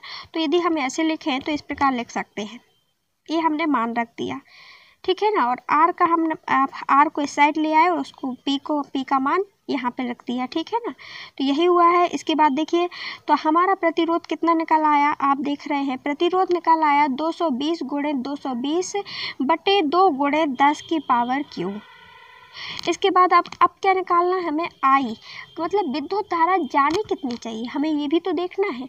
तो आई बराबर क्या होता है, भी बटे आर। ये हमने गए 13 लेसन में देखा, इसके पहले वाले लेसन में देखा था विद्युत धारा में ये सूत्रों को, ठीक है ना। भी बटे वोल्टेज बटे प्रतिरोध बराबर होता है विद्युत धारा, ठीक है। तो देखिए हमने वोल्टेज का मान रख दिया, वोल्टेज का मान कितना था 220, वोल्टेज का मान 220 गुणित, सॉरी इसका पूरा मान रख दिया भी बटे आर का, ठीक है ना। तो ये वाला मान हमने रख दिया। तो मान रखने के बाद ये क्या निकल के आता है, आई बराबर निकल आया, यदि हम उसको और सॉल्व करते हैं गाइस तो 9.09 एम्पियर। यदि हम इसको सॉल्व करके भी देख लेते तो देखिए यहाँ पे 220 से 220 ही कट जाएगा, यहाँ पे 220 बचा है ना। और यहाँ पे 2 गुणित 10 की पावर क्यू, 10 का यदि हम क्यू का निकालें तो 1000 हो जाएगा। और 1000 का गुणा सीधे 2000 में 2 से करें तो सीधे निकल के आ जाएगा कितना, 2000। 2000 का भाग फिर हम क्या करेंगे, 220 में देंगे, 220 से दे देंगे तो 1 0 से 1 0 तो ये कट गया, बचा यहाँ कितना, 22 बचा। 22 का भाग यदि हम इसमें और सॉल्व करते हैं गाइस तो देखिए 11 एक कम, 11 एक कट गया 11 से, और 11 दूनी 22 तो होगा नहीं, तो 11 एक कम 11 हो जाएगा। और यहाँ पे कितना बचा गाइस, तो देखिए यहाँ पे बचा 9, ठीक है ना, तो 90 हो गया, तो 11 8। तो फिर बाद में गाइस इसको और सॉल्व करते हैं तो इतना आता है, आप सॉल्व करके देख लीजिए। इस अत्यधिक विद्युत, तो गैस इसमें क्या हो रही है, अत्यधिक विद्युत धारा प्रवाहित हो रही है। हमने देखा था अभी उसमें कितनी विद्युत धारा चाहिए थी, 5 एम्पियर की जानी चाहिए उसमें, जबकि जा कितनी रही है, 9.09 की जा रही है एम्पियर की, जिसमें हमने क्वेश्चन में भी पढ़ा था कि 5 एम्पियर की जानी चाहिए उसमें। तो गैस इसमें अत्यधिक विद्युत धारा के तंदूर खराब हो जाएगा और वह कार्य भी नहीं करेगा। अति भारण से बचने के लिए एक ही सॉकेट पर अत्यधिक उपकरण को संयोजित कर सकते हैं, को नहीं संयोजित करना चाहिए, ठीक है ना। तो एक ही सॉकेट में यदि हम जैसे ऐसा क्या होता है गाइस, ऐसी स्थिति तब बनती है जब हम देखते हैं एक ही में एक तार लाया, उसमें हमने बल्ब लगा दिया, और बल्ब से क्या लगा दिया, इसमें बल्ब में क्या होते हैं, कुछ वो होते हैं, इसमें हमने क्या जोड़ दिया, पंखा जोड़ दिया। तो गाइस हमारा पंखा भी चलने लगा, ठीक है ना। तो गैस पंखा चलने लगा, फिर इसी से कुछ और जोड़ दिया, तो गैस पंखे के लिए अलग वोल्टेज चाहिए, इसके लिए अलग चाहिए है, ऐसा नहीं करना चाहिए। हमें कैसे करना चाहिए इसमें, मतलब कि इसको इस प्रकार जोड़ना चाहिए। हमने देखा था श्रेणी क्रम में नहीं जोड़ना चाहिए, मतलब इस प्रकार जोड़ना चाहिए पार्श्व क्रम में। यहाँ पे कोई बल्ब लगा दिया, यहाँ अलग विद्युत धारा जा रही है, इसके लिए अलग जा रही है, एक अलग तार लगाया, जैसे हमारे बोर्ड लगे होते हैं सबके लिए अलग अलग जाती है ना, और फिर इसके लिए अलग जा रही है। और जैसे बिजली तो खंबे से गई सबके लिए एक ही आती है, लेकिन हमको अलग अलग जोड़ना चाहिए, ठीक है ना। और जब हम अलग अलग जोड़ते हैं तो सब में विद्युत धारा अलग अलग प्रवाहित होती है, तो हमारे घर की चीज़ें अच्छे से सुरक्षित रहती हैं। देखिए घरेलू परिपथ में अति भारण से बचाव के लिए क्या सावधानी करनी चाहिए। तो घरेलू परिपथ में एक ही सॉकेट पर बहुत ज़्यादा विद्युत धारा उपकरणों को संयोजित नहीं करना चाहिए, क्योंकि इसे अति भारण भी हो सकता है। मतलब बहुत ज़्यादा यदि हम एक ही चीज़ में बहुत सा एक ही तार में, यहाँ पे हमने बल्ब लगा दिया, यही इसको तार गया, पंखा लगा दिया, पंखा के बाद यहाँ पे AC से जोड़ दिया, इसी से बहुत सी चीज़ें जोड़ दी, तो क्या हो जाता है, यहाँ पे अति भारण भी हो सकता है। किसी के लिए कम चाहिए है, इसके लिए कम चाहिए होगा, वहाँ पे ज़्यादा बिजली जाएगी तो बल्ब तो चला ही जाएगा, ओके, कोई चीज़ चलेंगी भी नहीं, है ना, इतने कम में। इसके बाद देखिए क्वेश्चन आगे देखते हैं, चुंबकीय क्षेत्र से उत्पन्न करने की सूची बनाइए कि हम गाइस किस प्रकार चुंबकीय क्षेत्र उत्पन्न कर सकते हैं। तो गाइस एक प्राकृतिक चुंबक को चारों तरफ चुंबकीय क्षेत्र होता है। क्या होता है, एक यदि हम प्राकृतिक चुंबक लें गाइस, उसमें इसके आसपास यहाँ हो चाहे यहाँ हो, इसके चारों तरफ चुंबक क्षेत्र होगा। ध्यान रखना, हमको दिखाई नहीं देती हैं वो रेखाएं, लेकिन यदि हम किसी और चीज़ से देखें तो उसके आसपास हम देखते हैं। इसी कारण यदि हम पास में गाइस यहाँ पे चुंबक ले आते हैं तो ये चिपकने को क्यों दौड़ती है, तो यहाँ पे गाइस कुछ कहलाया ना चुंबक क्षेत्र, तब तो ये गाइस चिपकने को दौड़ती हैं या फिर दूर भागने को दौड़ेंगी, है ना। तो एक प्राकृतिक चुंबक के आसपास क्या होता है, चारों तरफ चुंबकीय क्षेत्र होता है, चारों तरफ चुंबकीय क्षेत्र होता है। एक धारावाही सीधा चालक को चारों तरफ चुंबकीय क्षेत्र होता है। माना कि गैस यहाँ पे कोई धारावाही चालक है, मतलब एक तार में भी क्या होता है, चुंबकीय क्षेत्र होता है। एक तार लिया और यहाँ पे हमने क्या विद्युत धारा डाली, जब आगे नहीं होता है चुंबक क्षेत्र, ध्यान रखना, जब हम इसमें विद्युत धारा डालते हैं तब चुंबक क्षेत्र यहाँ पे उत्पन्न हो जाता है पास में। जैसे चुंबक के आसपास, प्राकृतिक चुंबक के आसपास चुंबक क्षेत्र उत्पन्न होता है, उसी प्रकार यहाँ पे तार में भी धारावाही चालक तार में चुंबकीय क्षेत्र उत्पन्न होता है। एक धारावाही परिनालिका के चारों तरफ चुंबक क्षेत्र उत्पन्न होता है। तो 3 कंडीशन धारावाही परिनालिका क्या होती है, यहाँ पे हमने कोई तार लिए, उसको गई इस प्रकार मोड़ते गए, तो यहाँ पे विद्युत धारा उत्पन्न की गई। धारावाही यहाँ पे विद्युत एक तार में क्या कर दी हमने, विद्युत धारा डाल दी, तो यहाँ से जाती हुई ऐसे जाएगी विद्युत धारा। तो इसके चारों तरफ क्या होगा, सामान्य विद्युत चुंबकीय क्षेत्र होगा। तो हमने 3 कंडीशन देखी। एक देखी गई किसमें, एक प्राकृतिक चुंबक में चुंबक क्षेत्र होता है, दूसरा धारावाही चालक मतलब तार में चुंबक क्षेत्र होता है जो कि तार में विद्युत धारा जाए। धारावाही लिखा है, ध्यान रखना। धारावाही परिनालिका में चारों तरफ चुंबक क्षेत्र होता है। 3 कंडीशन देख लिया आप, इतना याद रख सकते हैं तो गाइस इस आंसर को आराम से लिख सकते हैं। 3 चीजें याद रखना। इसके बाद देखिए क्वेश्चन नंबर 19 देखते हैं। परिनालिका के चुंबक की भांति कैसे व्यवहार करती है?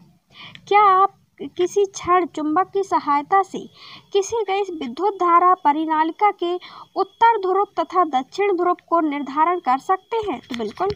देखिए गैस परिनालिका में होता क्या है, परिनालिका में गैस इस प्रकार तार लिपटे होते हैं। क्या होते हैं? इस प्रकार तार लिपटे होते हैं, ठीक है ना, एक दूसरे से। और जैसे ही हम देखते हैं परिनालिका में विद्युत धारा प्रवाहित करते हैं तो यहाँ पे गैस समान चुंबक क्षेत्र बनता है।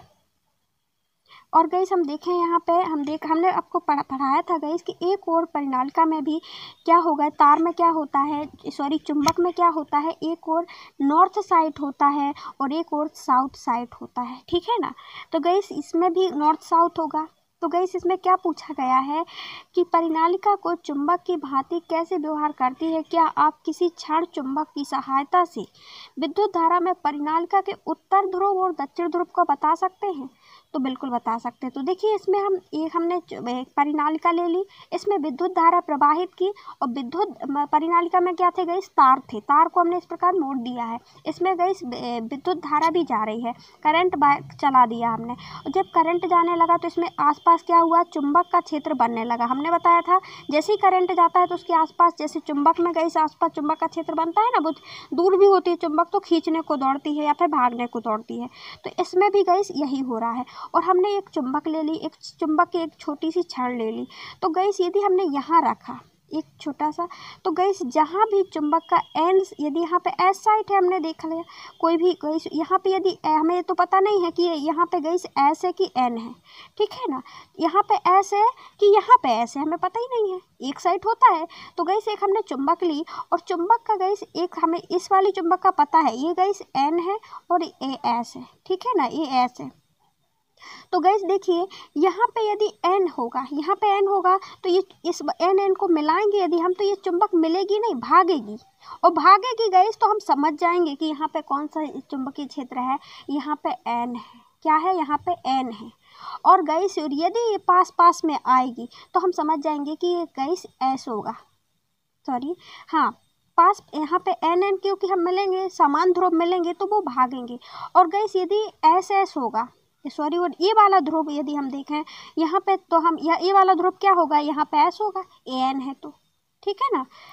आई होप आप इसको पढ़े लेते हैं अपन। देखिए एक पास लिपटी विद्युत रोही तांबे के तार को गैस बेलन की आकृति की एक अनेक फेरों वाली कुंडली में परिनालिका कहते हैं। परिनालिका कहते हैं क्या है, ये बताया गया है कि पास में विद्युत रोधी तारों को, तांबे के तारों को क्या किया जाता है, बेलन के आकार में क्या लपेट दिया जाता है। इस प्रकार इसमें क्या कर देंगे अपन, इस प्रकार गैस इस एक हमने अबोली गैस इस प्रकार इसको लपेट दिया इस तार को, ठीक है ना, इसको हम क्या कहेंगे, परिनालिका कहेंगे। और गैस धारावाही इसमें परिनालिका में एक सिरा गैस दक्षिणी ध्रुव होगा और एक सिरा क्या होगा, उत्तरी ध्रुव होगा। इस कार्य करता है। परिनालिका के अंदर एक चुंबकीय क्षेत्र रेखाएं परस्पर क्या होती हैं, समान अंतर पर होती हैं, समान अंतर। इसका मतलब है कि परिनालिका के केंद्र पर विद्युत धारा सबसे अधिक होगी। क्या होगी, विद्युत धारा सबसे अधिक होगी। सभी जगह गैस एक समान होगा और परिनालिका में तथा जो चुंबकीय क्षेत्र है वो सभी जगह क्या होगा, विद्युत क्षेत्र गैस सबसे अधिक होगा केंद्र पर, लेकिन सभी जगह एक समान गैस चुंबकीय क्षेत्र होगा। जहां परिनालिका के उत्तरी ध्रुव हम होंगे गैस, उत्तरी ध्रुव तथा दक्षिणी ध्रुव की पहचान करनी होगी तो एक हम दिक्सूचक ले जाएंगे। मतलब एक दिक्सूचक, एक चुंबक का टुकड़ा लिया। दिक्सूचक क्या होता है गैस, दिशा सूचक, जो कि गैस चुंबक का होता है, ठीक है ना। चुंबक की उसमें क्या लगी होती है, एक चुंबक की सुई लगी होती है। तो यदि हम दिक्सूचक की सुई को उत्तरी ध्रुव परिनालिका की ओर होगी गैस तो वो क्या होगा, आकर्षित होगा। तो हम समझ जाएंगे कि ये कौन सा है गैस, उत्तर है कि दक्षिण है।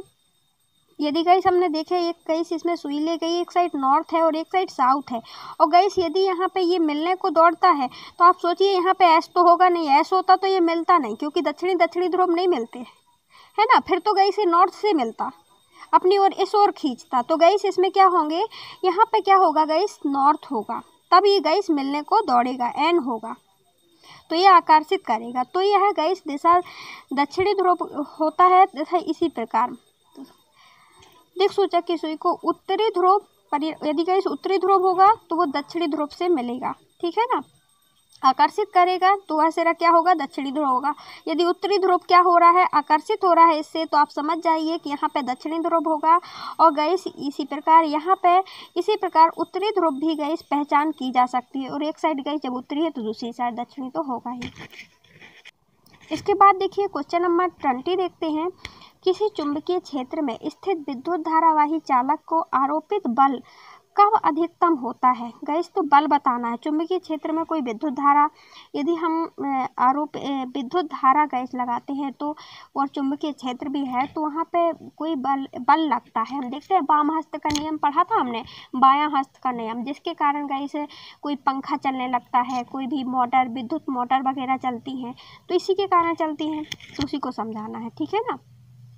तो गाइस ये पूछा गया है कि अधिकतम बल कब लगता है, जब गाइस विद्युत धारा चालक के चुंबकीय क्षेत्र में रखा जाता है। जब कोई विद्युत धारा है गाइस, ठीक है ना, विद्युत धारावाही चालक कोई गाइस तार है, उसको कहाँ रख रहे हैं हम, चुंबक के क्षेत्र के पास में रखा जाता है, तो इसमें कार्यरत बल के लिए व्यंजक होता है। मतलब कि गाइस यहाँ पे कोई चुंबक क्षेत्र है, यहाँ चुंबक रखी हुई है और यहाँ पे हमने तार रख दिया और गाइस इसको हिला डुला रहे हैं, तो इसको परिवर्तन होने के कारण क्या हो रहा है, यहाँ पे गाइस यहाँ से विद्युत चुंबक क्षेत्र की रेखाएं थी और यहाँ पे हमने विद्युत धारा उत्पन्न कर दी, तो इसमें बल तो लगेगा ना, और बल लगने के कारण क्या होता है, चुंबकीय क्षेत्र उत्पन्न हो जाता है। तो देखिए फोर्स बराबर यहाँ पे BI/L, BI क्या होता है गाइस, B मतलब चुंबकीय क्षेत्र, I मतलब विद्युत धारा और लंबाई की, ये तीनों कोण थीटा होता है, सिंस थीटा होता है। तो देखिए B बराबर चुंबकीय क्षेत्र, I बराबर विद्युत शक्ति, लंबाई बराबर चालक की लंबाई।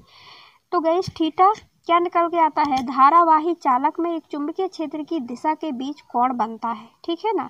अतः गाइस F का मान क्या हो जाएगा, 90 डिग्री का होगा, तो अधिकतम हो, अर्थात चालक में चुंबकीय क्षेत्र की गाइस दोनों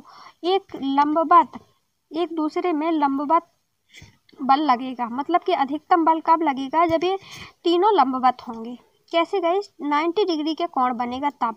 कैसे गाइस, चुंबकीय क्षेत्र में, मतलब कि देखिए यहाँ से कोई विद्युत धारा आ रही है और यहाँ पे चुंबकीय क्षेत्र है, यहाँ चुंबकीय क्षेत्र है और यहाँ बल लगेगा, तो तीनों क्या है, यहाँ से यहाँ तक का कोण देख लीजिए तो बराबर है, यहाँ से यहाँ तक का 90 डिग्री का, बराबर 90 डिग्री का कोण बनता है, तो अधिकतम बल लगेगा। इसके बाद देखिए क्वेश्चन नंबर 21 देखते हैं। मान लीजिए कि आप किसी गाइस चैम्बर में अपनी पीठ को किसी एक दीवार से लगाकर बैठे हुए हैं और कोई इलेक्ट्रॉन का पुंज आपके पीछे दीवार में सामने वाली दीवार के ऊपर की ओर गाइस क्षैतिज गमन करते हुए किसी गाइस प्रबल चुंबकीय क्षेत्र द्वारा आपके गाइस दाईं ओर विक्षेपित हो जाता है, तो चुंबकीय क्षेत्र की दिशा ज्ञात क्या होगी। तो देखिए चुंबकीय क्षेत्र एक समतल लंबवत दिशा में होगा। कैसा होगा गाइस, चुंबकीय क्षेत्र एक समतल लंबवत दिशा होगा, जिस तल में समतल इलेक्ट्रॉन का प्रवाह एवं स्वयं बल का एक दूसरे के क्या होंगे, लंबवत होंगे।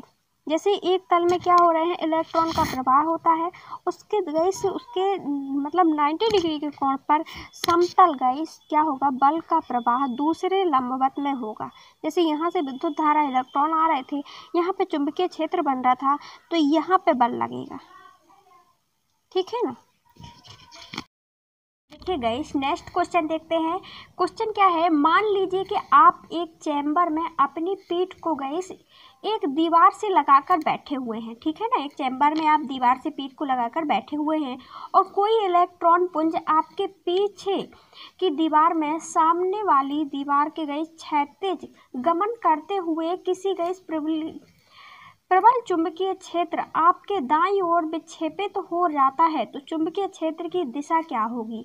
तो गाइस इसमें हमें चुंबकीय क्षेत्र की दिशा निकालना है। देखिए यहाँ पे क्या लिखा हुआ है, चुंबकीय क्षेत्र समतल के लंबवत दिशा में होगा। कैसे होगा गाइस, समतल लंबवत दिशा में होगा। क्यों, जिस समतल इलेक्ट्रॉन का प्रवाह एवं बल एक गैस दूसरे के समतल हैं तो चुंबकीय क्षेत्र भी कैसा होगा, समतल लंबवत दिशा में होगा। क्यों, क्योंकि हमने देखा था गाइस इसमें, देखिए जब हम वाम हस्त का नियम लगाते हैं तो फोर्स किस ओर दिखाता है, तो हमने देखा था इस गाइस 90 डिग्री का कोण बनता है। यदि गाइस यहाँ से विद्युत धारा प्रवाहित हो रही है और यहाँ पे चुंबकीय क्षेत्र बन रहा है इसके, ठीक है ना, ऊपर लंबवत, तो गाइस यहाँ पे जो बल कहाँ लग रहा है, यहाँ लग रहा है, ठीक है ना।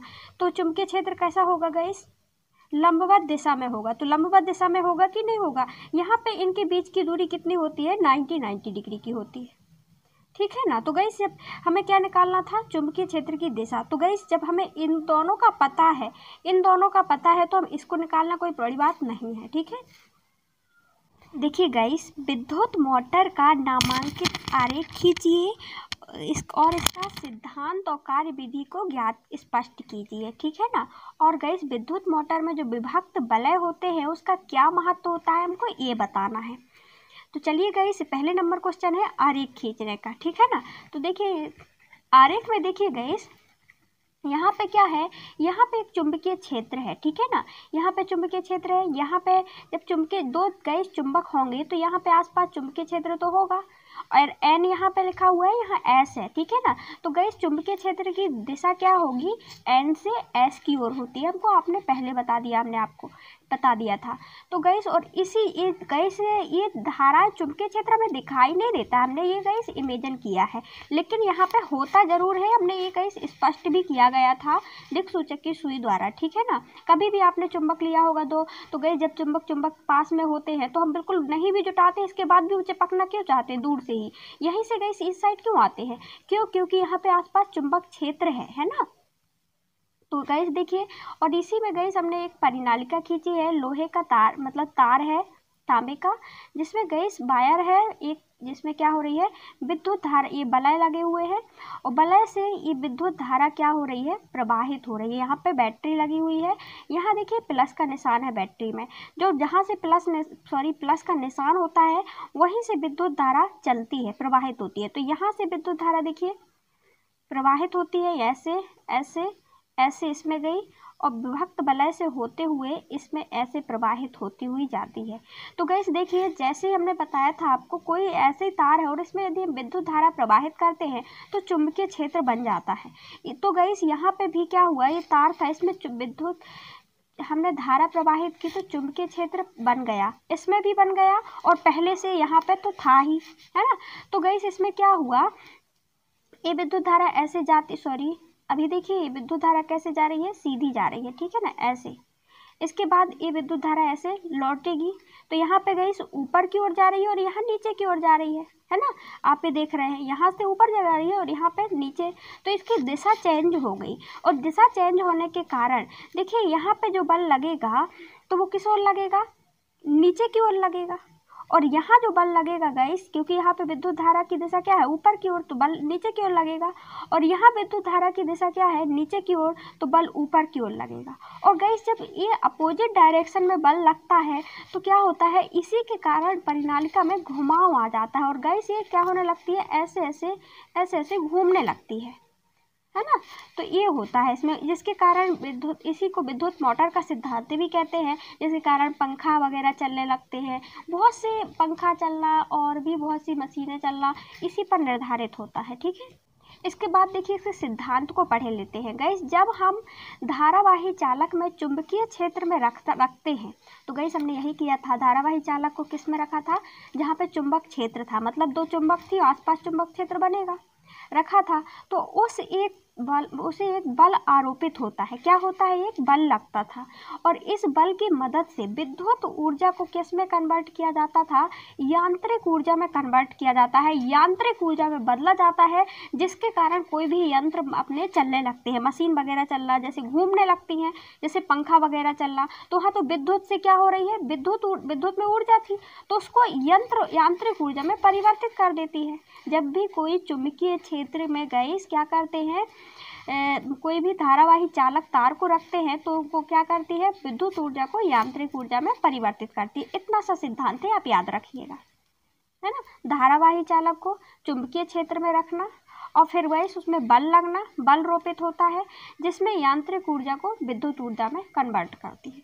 देखिए कार्य विधि क्या किया गया इसमें। गैस जब आर्मेचर में विद्युत धारा को प्रवाहित होती है तो आर्मेचर में चुंबकीय क्षेत्र पर बल आरोपित होता है। हमने यही देखा, यही कार्य विधि देखी ना। और गैस चूंकि आर्मेचर में गैस दोनों सिरे पर ABCD, मतलब आर्मेचर उसको कहा जाता है गैस, परिनालिका को कह रहे हैं ये लोग, ठीक है ना। देखिए परिनालिका हमने रखा था, परिनालिका विद्युत के तार रखे थे मतलब। तो गैस दोनों की दिशा विपरीत हो रही थी। हम देख रहे थे गैस इसमें, जैसे एक हमने क्या रखा है, यहाँ पे A है, इसमें A है B, A है C, A है D। और जब गैस हम इसको पलटाएंगे, ये यहाँ पे किताब रखी हुई है, जब हमने गैस इसको जस्ट ऐसे पलटाया तो ये C और D यहाँ आ जाएगा, C और D यहाँ आ जाएगा और B और A तो यहाँ पे हो जाएगा। तो ये कैसा बन जाएगा? ऐसे बन जाएगा, है ना। और गैस इनके बदलने के कारण दिशा विपरीत हो जाती है और दोनों की भुजाओं में आरोपित जो बल लग रहा था वो बराबर किंतु विपरीत दिशा में कार्य करने लगता है। अब गई जब ये पहले यहाँ पे ABC थी, यहाँ पे गई जब ये अभी पहले ये विद्युत बल लग रहा था, तो अब ये बल कहाँ लगेगा? अब गई विद्युत धारा जब ये चेंज हो जाएगी, पलटा देंगे, अब यहाँ चली जाएगी, ये वाली साइड यहाँ चली जाएगी गैस, तो क्या होगा? अब बल कहाँ लगने लगेगा? यहाँ लगने लगेगा, ऐसे बल लगने लगेगा, है ना। तो गैस इसकी दिशा बल बराबर किंतु विपरीत दिशा में कार्यरत रहेंगे। इस प्रकार बल युग्म का निर्माण होता है और इस बल युग्म आर्मेचर में एक निश्चित दिशा होती है और घूर्ण उत्पन्न करती है। क्या होती है गैस? बल लगने में एक निश्चित जो परिनालिका है उसमें क्या होता है? एक निश्चित दिशा होती है जिसके कारण बल लगने की, जिसके कारण वो घुमाव उत्पन्न कर देती है। जैसे C1 और C2 में विभक्त बलय आर्मेचर के साथ गति करते हैं तथा प्रत्येक अर्ध घूर्ण के पश्चात इनका संपर्क B1 से B2 में क्रमशः होता रहता है, जिसके कारण ABCD भुजाओं में धारा की दिशा ज्यों की त्यों बनी रहती है तथा B1 और B2 कॉम्पैक्ट और संपर्क ब्रुश कहते हैं। इसकी मदद से C1 और C2 द्वारा विद्युत धारा आर्मेचर में ये प्रवाहित कर लेते हैं। मतलब कि गैस देखिए यहाँ पे जब ये परिनालिका है और ये गैस यहाँ C1 है, C2 और गैस जब ये C1 C और D यहाँ चला जाएगा तो यहाँ पे बल लगने लगेगा। तो गैस ये देखिए इनमें चेंजिंग होता है, चेंजिंग होने के कारण ये पूरा गैस चेंज होता है। तो इसमें देखिए यहाँ पे कटे हुए हैं, है ना। तो कटे होने के कारण ये पूरा वो नहीं होता है, इसमें विद्युत धारा सेम जगह से आती रहती है। ये नहीं कि गैस विद्युत धारा ही चेंज हो जाए, बल चेंज हो जाता है, ठीक है। देखिए गैस क्वेश्चन देखते हैं नेक्स्ट क्या है। विद्युत रोधी तांबे के तार की कुंडली को किसी गैल्वेनोमीटर के संयोजित किया जाता है तो क्या होगा यदि गैस कुंडली में धकेला जाता है कुंडली को। तो देखिए गैस विद्युत रोधी तांबे के तार, एक ही हमने तांबे का तार ले लिया, ठीक है ना, और गैस किसी कुंडली में गैल्वेनोमीटर से संयोजित है। यहाँ गैल्वेनोमीटर है, मतलब कि गैस गैल्वेनोमीटर में मतलब चुंबक होती है गैल्वेनोमीटर में, ठीक है ना। यहाँ पे कोई चुंबक है, ठीक है ना, और इस चुंबक में गैस ये विद्युत रोधी ये तार है और गैस कुंडली को इस प्रकार ऐसे ऐसे ऐसे ऐसे ढकेला जाता है। देखिए ये पहले का हट नहीं रहा है हमारे हमसे, तो इसको क्या किया जाता है, ये पूरा ऐसे ऐसे ढकेला जाता है तो क्या होगा। तो इसमें गैस चुंबक क्षेत्र क्या होगा, परिवर्तित होगा, है ना, क्योंकि हम देखते हैं यहाँ पे ये चुंबक है और चुंबक क्षेत्र परिवर्तित होने पे क्या होता है, विद्युत धारा उत्पन्न हो जाती है। ध्यान रखना गाइस। तो देखिए यही लिखा है इसमें देखिए हमने आंसर में क्या लिखा है, इस स्थिति में गाइस कुंडली में प्रेरित विद्युत धारा उत्पन्न होगी। और गाइस वो दो दिशा इसकी गाइस अब विद्युत धारा उत्पन्न होगी तो किस दिशा में होगी? दो दिशाएं होती है, उत्तरी ध्रुव और दक्षिणी ध्रुव। तो गाइस यदि उत्तरी ध्रुव कुंडली में धकेलते हैं गाइस तो कुंडली में धारा की दिशा घड़ी की सुइयों के विपरीत होगी, मतलब एंटी क्लॉकवाइज होगी यदि उत्तरी ध्रुव को यदि हम धकेलते हैं। ठीक है ना। कुंडली देखिए यहाँ पे क्या है, एक क्या है गाइस चुंबकीय क्षेत्र है, मतलब गैल्वोमीटर है। ठीक है ना। और यहीं पे हम क्या करते हैं, एक गाइस कुंडली लिए हुए हैं और इसको क्या उत्तरी ध्रुव को धकेल रहे हैं। ठीक है ना। ये जो हम पीछे आ जा रहा है गाइस, ये क्या है, उत्तर का ध्रुव है। तो गाइस इसमें जो चुंबकीय क्षेत्र या फिर विद्युत धारा गाइस उत्पन्न होगी, क्यों होगी उत्पन्न? क्योंकि यहाँ पे गाइस विद्युत चुंबकीय क्षेत्र परिवर्तित हो रहा है। इसमें क्या हो रहा था, एक दूसरे के चुंबकीय क्षेत्र परिवर्तित, यहाँ पे गैल्वोमीटर है और यहाँ पे वायर है। और गैस इनमें क्या हो रहा है, एक चीज के घूमने के कारण गैस इसमें यदि हम विद्युत धारा उत्पन्न कर देंगे, इस वाले जो हिला रहे हैं, तो यहाँ पे क्या ये जो गैल्वोमीटर यहाँ पे चुंबकीय क्षेत्र उत्पन्न हो जाएगा। और गैस यदि हमें इसमें विद्युत धारा उत्पन्न नहीं कर रहे हैं और यहाँ पे चुंबक क्षेत्र है, और चुंबकीय क्षेत्र में हम यदि इस कुंडली को, यदि तार की कुंडली को हिला रहे हैं एन ध्रुव को, तो क्या हो जाएगा, एंटी क्लॉकवाइज। एन ध्रुव को हिला रहे हैं, उत्तरी ध्रुव को हिला रहे हैं गैस, तो एंटी क्लॉकवाइज विद्युत धारा उत्पन्न हो जाएगी। और गैस यदि हम दक्षिणी ध्रुव को हिलाएं, इसके मतलब कि गैस इसको देखिए ऐसे हिलाएं, ऐसे हिलाएं, ऐसे। दक्षिणी ध्रुव कहाँ है गैस, इस हमारे हाथ से, मतलब कि जहाँ पे ये घूम रही है।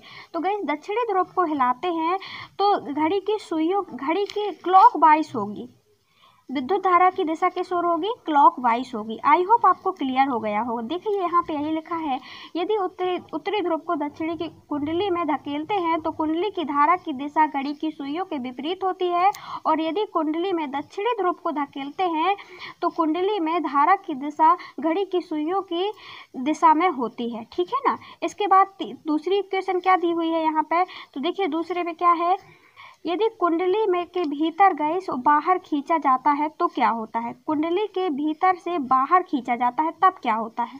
मतलब कि गैस देखिए यहाँ पे कोई गैल्वोमीटर है या फिर कोई चुंबकीय क्षेत्र है, ठीक है ना, चुंबक है। और तो गैस इसमें क्या है कि जब हम बाहर से भी, तो गैस यहाँ पे देखिए गैल्वोमीटर है, यहाँ पे क्या है, एक कुंडली है। ठीक है ना। इसको जब हम क्या करते हैं, देखिए यदि कुंडली में दक्षिणी ध्रुव को चालक से बाहर की ओर निकालते हैं, मतलब देखिए ये दक्षिणी ध्रुव, तो गैस जब हम बाहर की ओर निकालते हैं तो क्या होता है, तो धारा वामवर्ती होती है, मतलब उत्तर दिशा की ओर होती है जब गैस हम बाहर की ओर निकालते हैं। देखिए ये कोई कुंडली है, इसको गैस हम यहाँ से ऐसे बाहर की ओर निकालते हैं, ऐसे जाती है जब, तो क्या होती है, उसकी दिशा, चुंबक क्षेत्र की दिशा, विद्युत धारा की दिशा वामवर्त हो जाती है, मतलब कि नॉर्थ साइड हो जाती है। तथा जब उत्तरी ध्रुव को बाहर निकालते हैं गैस, जब अभी हम दक्षिण ध्रुव को बाहर निकाल रहे थे तो वामवर्त हो रही थी, और जब उत्तरी ध्रुव को बाहर निकालते हैं तो धारा की दिशा दक्षिणवर्त हो जाती है। मतलब उत्तर को निकालेंगे, उत्तरी ध्रुव को ऐसे निकालेंगे गैस, बाहर की ओर खींचेंगे तो विद्युत धारा की दिशा दक्षिण की ओर हो जाएगी। और गैस जब हम दक्षिणी ध्रुव को निकालेंगे, देखिए अभी हम उत्तर को निकाले थे लेकिन हम दक्षिणी ध्रुव को निकालेंगे तो तो क्या हो जाएगी, उसकी दिशा उत्तर की ओर हो जाएगी। ये हो गया। अब तीसरी इक्वेशन देखिए यही लिखा हुआ है यहाँ पे, देखिए गाइस तीसरी इक्वेशन, कुंडली के भीतर स्थिर रखा जाता है। यदि गाइस कुंडली को स्थिर रखा जाता है तो क्या होता है, तो देखिए यहाँ पे गैल्वोमीटर है, और गाइस यदि हम एक कुंडली को इसको हिला डुला नहीं रहे, बिल्कुल स्थिर रख दिए, तो क्या विद्युत धारा उत्पन्न होगी, तो गाइस इसमें तो विद्युत धारा उत्पन्न ही नहीं होगी, ध्यान रखना। तो देखिए यही लिखा हुआ है, इस स्थिति में गाइस कुंडली में विद्युत धारा उत्पन्न नहीं होगी। देखिए देखते हैं, दो वृत्ताकार कुंडली ए और बी एक दूसरे के गैस निकट स्थित हैं। ठीक है ना, दो कुंडली हैं और एक कुंडली ए में विद्युत धारा को कोई परिवर्तन करें तो क्या कुंडली बी में विद्युत धारा प्रेरित होगी। इसका कारण क्या है, तो गैस बिल्कुल प्रेरित होगी, इसका कारण भी हम बताएंगे। तो गैस इसमें मतलब कि देखिए यहाँ पे हमने एक कुंडली ले ली, यहाँ पे तार लगे हुए हैं, ठीक है ना। और गैस इसमें क्या कर रहे हैं, विद्युत धारा प्रवाहित कर रहे हैं। यहाँ पे भी एक कुंडली है और इसमें गैस ये तार लगे हुए हैं, ठीक है ना। लेकिन इसमें हमने विद्युत धारा प्रवाहित कर दी है, है ना। लेकिन इसमें विद्युत धारा प्रवाहित नहीं की है। क्या है गाइस, इसमें विद्युत धारा प्रवाहित नहीं की।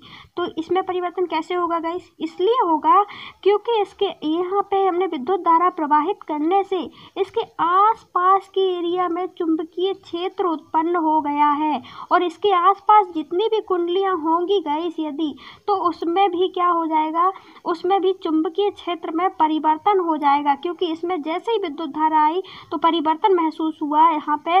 और गाइस जब परिवर्तन हुआ तो इसमें भी विद्युत धारा उत्पन्न हो जाएगी, क्योंकि हमने बताया था विद्युत धारा कैसे प्रेरित उत्पन्न होती है, चुंबकीय क्षेत्र में परिवर्तन के कारण। तो देखिए यहाँ क्या लिखा हुआ है, कुंडली ए में विद्युत धारा परिवर्तन के कारण ए से होकर के गुजरने में चुंबकीय क्षेत्र की रेखाएं संख्या में परिवर्तन होने के कारण बी में विद्युत धारा प्रेरित हो जाएगी। वही लिखा है कि कुंडली ए में जब विद्युत धारा हम डाल रहे हैं तो उसमें चुंबकीय क्षेत्र में क्या हो जाएगा, चुंबकीय रेखाओं में परिवर्तन आएगा, और गाइस उस परिवर्तन के कारण विद्युत धारा बी में भी उत्पन्न हो जाएगी। देखिए गाइस क्वेश्चन नेक्स्ट देखते हैं, क्या लिखा हुआ है, निम्नलिखित में की दिशा को निर्धारित करने वाला एक नियम लिखिए। तो निम्नलिखित दिशा को निर्धारित करने वाला नियम, तो देखिए इसमें हम कुछ इक्वेशन दी हुई है, उसको गाइस हमें बताना है कि किस प्रकार हम दिशा को निकाल सकते हैं, उसका नियम बताना है, ठीक है ना। कौन सी गाइस, जैसे किसी विद्युत धारा में धारावाही चालक के चारों ओर चुंबकीय उत्पन्न करना है अपन को, तो गाइस उसमें दिशा को निकालने का नियम बताना है, ठीक है ना। तो देखिए कोई धारावाही चालक है, कोई विद्युत क्या है गाइस, चालक है, तार है, इसमें गाइस क्या हो रहा है, चारों ओर चुंबकीय क्षेत्र बन रहा है, उसकी हमें दिशा निकालना है, ठीक है। तो देखिए किसी धारावाही चालक के चारों ओर चुंबकीय क्षेत्र की दिशा मैक्सवेल का दक्षिण हस्त का नियम लागू करके हम ज्ञात कर सकते हैं। यदि मैक्सवेल का दक्षिण हस्त नियम यदि धारावाही चालक में दाहिने हाथ में इस प्रकार गाइस अंगूठा चालक में प्रवाहित विद्युत धारा की दिशा को निर्देशित करे, तो चालक में पकड़ने की दिशा को वाली अंगुलियों को चुंबकीय क्षेत्र की दिशा होती है। तो गाइस देखिए दक्षिण हस्त का अंगुष्ठ का नियम लगा करके हम किसी भी चालक में क्या निकाल सकते हैं गाइस, चुंबकीय क्षेत्र की दिशा निकाल सकते हैं। देखिए यहाँ पे कोई भी यदि हम देखते हैं दक्षिण हस्त का अंगुष्ठ का क्या नियम होता है, कोई भी चालक तार को हम ऐसे पकड़िए जहाँ से विद्युत धारा आ रही है, यदि यहाँ से विद्युत धारा आ रही है तो हम ऐसे पकड़ेंगे, क्या करेंगे, इसको ऐसे पकड़ेंगे, और पकड़ेंगे तो क्या होगा गाइस, ये इसमें चुंबकीय क्षेत्र की दिशा निकाल आएगी। इसमें जैसे ही पकड़ेंगे तो उंगलियां इस ओर आएंगी, है ना, इस ओर उंगलियां आएंगी और अंगूठा नीचे जाएगा, तो गाइस अंगूठा क्या प्रदर्शित करेगा, विद्युत धारा, और उंगलियां क्या करेंगी, किसको प्रदर्शित करेंगी गाइस, अपनी चुंबकीय क्षेत्र की दिशा को। इस प्रकार निकाल सकते हैं। और दूसरी ट्रिक तो आपको बताई थी ना हमने, कि यदि गाइस जैसे ही हम देखते हैं जब ऊपर से आता है तो क्लॉकवाइज चलता है चुंबकीय क्षेत्र, जब विद्युत धारा ऊपर से आती है, जब गाइस नीचे से जाती है विद्युत धारा तो नीचे एंटी क्लॉकवाइज। तो चुंबकीय क्षेत्र कैसा चलता है, एंटी क्लॉकवाइज, मतलब कि गाइस इस ओर चलेगा, ठीक है ना, इस ओर ऐसे घूमेगा, मतलब ऐसे घूमेगा, ऐसे राउंड लगाएगा चुंबकीय क्षेत्र। और गाइस जब यहाँ पे क्लॉकवाइज इस प्रकार जैसे क्लॉक में कांटा घूमता है, आपको ये ट्रिक बताई थी शॉर्ट ट्रिक, लेकिन आप दक्षिण हस्त अंगुष्ठ का नियम लगा के भी आप बहुत अच्छे से निकाल सकते हैं। देखिए गाइस नेक्स्ट देखते हैं क्या इक्वेशन है इसमें, किसी चुंबकीय क्षेत्र में क्षेत्र के लंबवत स्थित है, चुंबकीय क्षेत्र क्या है, लंबवत स्थित है, विद्युत धारावाही सीधे चालक पर आरोपित बल की दिशा निकालना है हमको। क्या निकालना है, इसमें जो बल लग रहा है उसकी दिशा क्या होगी, तो इसको निकालने के लिए कौन सा नियम लगाएंगे गाइस, तो हमने पढ़ा था गाइस चुंबकीय क्षेत्र में वाम हस्त का नियम, बायां हाथ का नियम लगाना है, बाएं हस्त का नियम लगाना है। तो इसमें एक क्या होगी, अपनी उंगली होगी जो कि क्या बताएगी, विद्युत धारा की दिशा बताएगी। इसके बाद इसके सीधे क्या होगा, चुंबकीय क्या होगा गाइस, ये एक और गाइस उंगली होगी तर्जनी, इस प्रकार लगाएंगे, मध्यमा मतलब जो कि गाइस बताएगी चुंबकीय क्षेत्र को बताएगी। जब ऐसे चुंबकीय क्षेत्र यहाँ पे 90 डिग्री का कोण बनता है इनके बीच में, इस प्रकार उंगली को लगाया जाता है। इसके बाद ये अंगूठा होता है। अंगूठा क्या बताता है? हमारा बल को बताता है। क्या करता है? आरोपित बल को बताता है कि यहाँ पे गई 90 डिग्री, तीनों के बीच 90 डिग्री का कोण बनता है, ध्यान रखना। इस प्रकार लगाया जाता है।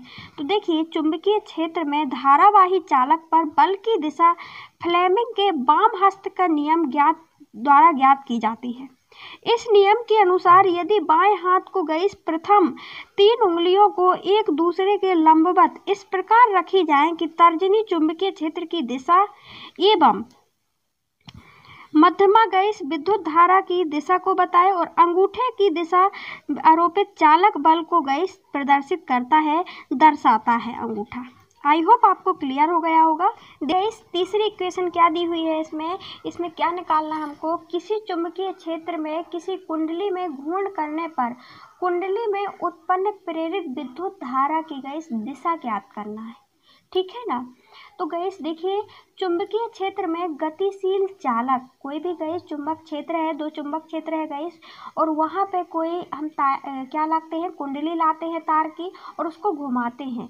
तो उसकी गैस जो विद्युत धारा उसमें उत्पन्न होती है, तो उसकी दिशा क्या होती है? तो उसकी दिशा ज्ञात करने के लिए फ्लेमिंग का दाहिने हस्त का नियम लगाते हैं। देखिए, पहले दाएं हस्त के नियम में हम गैस चुंबकीय क्षेत्र की दिशा ज्ञात कर लेते हैं, जो कि गैस अंगूठा और उंगलियों से पता चल जाता है। और गैस फिर दूसरा वाम हस्त का नियम, इसके द्वारा गैस हमने क्या ज्ञात किया? इसके द्वारा ज्ञात किया गैस हमने विद्युत मोटर का सिद्धांत। इसी पर बल की दिशा को भी याद किया, विद्युत मोटर का सिद्धांत पता चलता है। और गैस फिर से आता है दाहिने हाथ का नियम। इसके द्वारा गैस हम विद्युत धारा, यदि गैस किसी भी कुंडली के भीतर यदि कुंडली को घुमाते हैं, उसमें विद्युत धारा उत्पन्न होती है, और गैस उस विद्युत धारा की गैस दिशा को ज्ञात करने के लिए हम फ्लेमिंग का दाहिने हाथ का नियम लगाते हैं।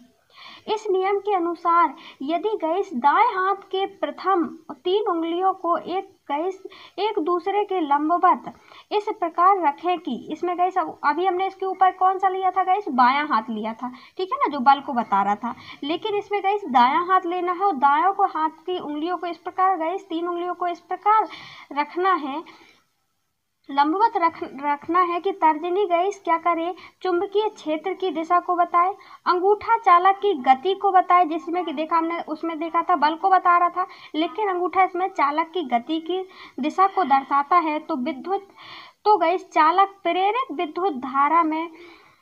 विद्युत धारा की दिशा को क्या करता है? मध्यमा जो होती है, जो हमारी बीच की उंगली होती है, मतलब 3 यदि हम उंगली लेते हैं, अंगूठा और एक उंगली और फिर उसको और बगल की उंगली, तो गैस जो अंगूठा होता है उसमें क्या बताता है? चालक की गति बताता है कि वो किस ओर गति कर रहा है, कोई भी तार वगैरह, ठीक है ना, जो हम कुंडली घुमा रहे हैं। इसके बाद देखिए, चालक में जो विद्युत धारा उत्पन्न हो रही है उसको कौन सूचित करता है? वो बीच की उंगली, मतलब मध्यमा, ठीक है ना। और तर्जनी जो होती है वो चुंबक क्षेत्र को, तर्जनी चुंबक क्षेत्र को, अंगूठा चालक की गति को, और गैस जो मध्यमा होती है विद्युत धारा को बताती है। इसके बाद देखिए, नेक्स्ट क्वेश्चन की ओर चलते हैं। नामांकित आरेख खींचकर किसी विद्युत जनित्र का मूल सिद्धांत तथा कार्यविधि को स्पष्ट कीजिए, और ब्रुश का क्या कार्य होता है ये भी बताइए। तो गैस इसमें किसका आरेख खींचना है हमें? जिससे हमें विद्युत का जनरेट करते हैं, विद्युत उत्पन्न होती है, उसका मूल सिद्धांत बताना है, कार्यविधि बताना है किस प्रकार होती है, और उसमें जो ब्रश लगे होते हैं उनको भी बताना है। तो गाइस, ये रहा हमारा विद्युत जनित्र का चित्र, ठीक है ना। ये आपको 2 ब्रश दिख रहे हैं, ये ब्रश है, ठीक है। ये इसके बाद देखिए, यहाँ ब्रश विद्युत जनित्र कैसे की जाती है। तो देखिए, ये चुंबकीय क्षेत्र है, ये जनरेटर भी गैस इसी के आधार पर चलता है, जिससे गैस वो विद्युत धारा उत्पन्न होती है। तो देखिए, यहाँ पे 2 चुंबक रखी हुई हैं, जिसका गैस इसका N छोर यहाँ है और इसका S छोर ये है, ठीक है ना। विपरीत दिशा होने के कारण ये एक दूसरे से मिलने की कोशिश भी करेंगे यदि ज़्यादा पास में आ जाते हैं। यहाँ पे चुंबकीय क्षेत्र है, N से S की ओर चुंबकीय क्षेत्र की दिशा है, ठीक है ना। यहाँ पे एक परिनालिका रख रहे हैं अपन, क्या कर रहे हैं? एक तांबे की तार की परिनालिका है, जिसको कि गैस हम क्या करते हैं, यहाँ पे देखिए ब्रश लगे हुए हैं, ठीक है ना। ये ब्रश लगे हुए, ये ब्रश नहीं है, मतलब कि तार लगे हुए हैं जहाँ पे विद्युत धारा निकलेगी, ठीक है ना।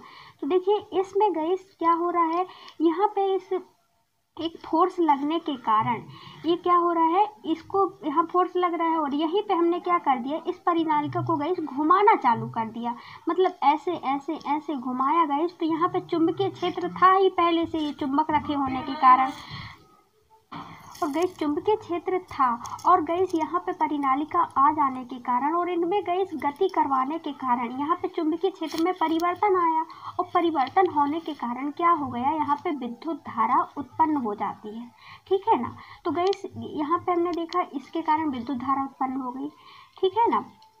और यहाँ पे ब्रश आपने देख लिए, इसी के आधार पर करता है विद्युत जनित्र कार्य, इसी सिद्धांत के आधार पर विद्युत चुंबकीय क्षेत्र परिवर्तन होने के कारण विद्युत धारा उत्पन्न हुई। और इसके पहले हमने क्या पढ़ा था, जैसे ही विद्युत किसी तार में यदि हम विद्युत धारा प्रवाहित करते हैं तो चुंबकीय क्षेत्र उत्पन्न हो जाता है, हमने देखा। और गैस इसमें क्या देखा हमने कि यहाँ पे कुछ नहीं किया हमने, इसको गैस घुमाया, इसमें विद्युत धारा नहीं डाली तो इसमें विद्युत धारा उत्पन्न हो गई। चुंबकीय क्षेत्र के कारण यहाँ पे क्या हुआ, यहाँ पे चुंबकीय क्षेत्र था तो विद्युत धारा उत्पन्न हो गई, और यहाँ पे गैस विद्युत धारा प्रवाहित होने के कारण चुंबकीय क्षेत्र उत्पन्न हो गया। तो चलिए गैस अब इसके बारे में पढ़ लेते हैं। पर हमने चित्र आरेख गैस बता दिया है आपको, इस प्रकार आप खींच सकते हैं, ठीक है। देखिए यहाँ पे इस सिद्धांत में विद्युत चुंबकीय प्रेरण के सिद्धांत पर कार्य करता है। क्या करता है, विद्युत जनित्र होता है वो विद्युत चुंबकीय प्रेरण का सिद्धांत पर कार्य करता है, मतलब कि अर्थात परिवर्तनशील चुंबकीय क्षेत्र के कारण चालक में विद्युत धारा प्रवाहित हो रही है। जैसे ही उसमें परिवर्तन होता है तो उसमें विद्युत धारा प्रवाहित, चुंबकीय क्षेत्र का परिवर्तन हुआ, परिनालिका के घूमने के कारण चुंबक का क्षेत्र परिवर्तित हो गया, एक सा ना रहा, इसके कारण क्या हुआ, विद्युत धारा उत्पन्न हो गई, ठीक है ना, चालक में। इसमें गैस फ्लेमिंग का दाएं हस्त का नियम लागू होता है। इसको यदि हमें दिशा निकालना है, चुंबक क्षेत्र की निकालना हो या फिर गैस विद्युत धारा की दिशा निकालना हो तो इसमें दाएं हस्त का अंगुष्ठ का नियम लगता है। इसके बाद देखिए दिशा ज्ञात की जाती है उसी के नियम के आधार पर।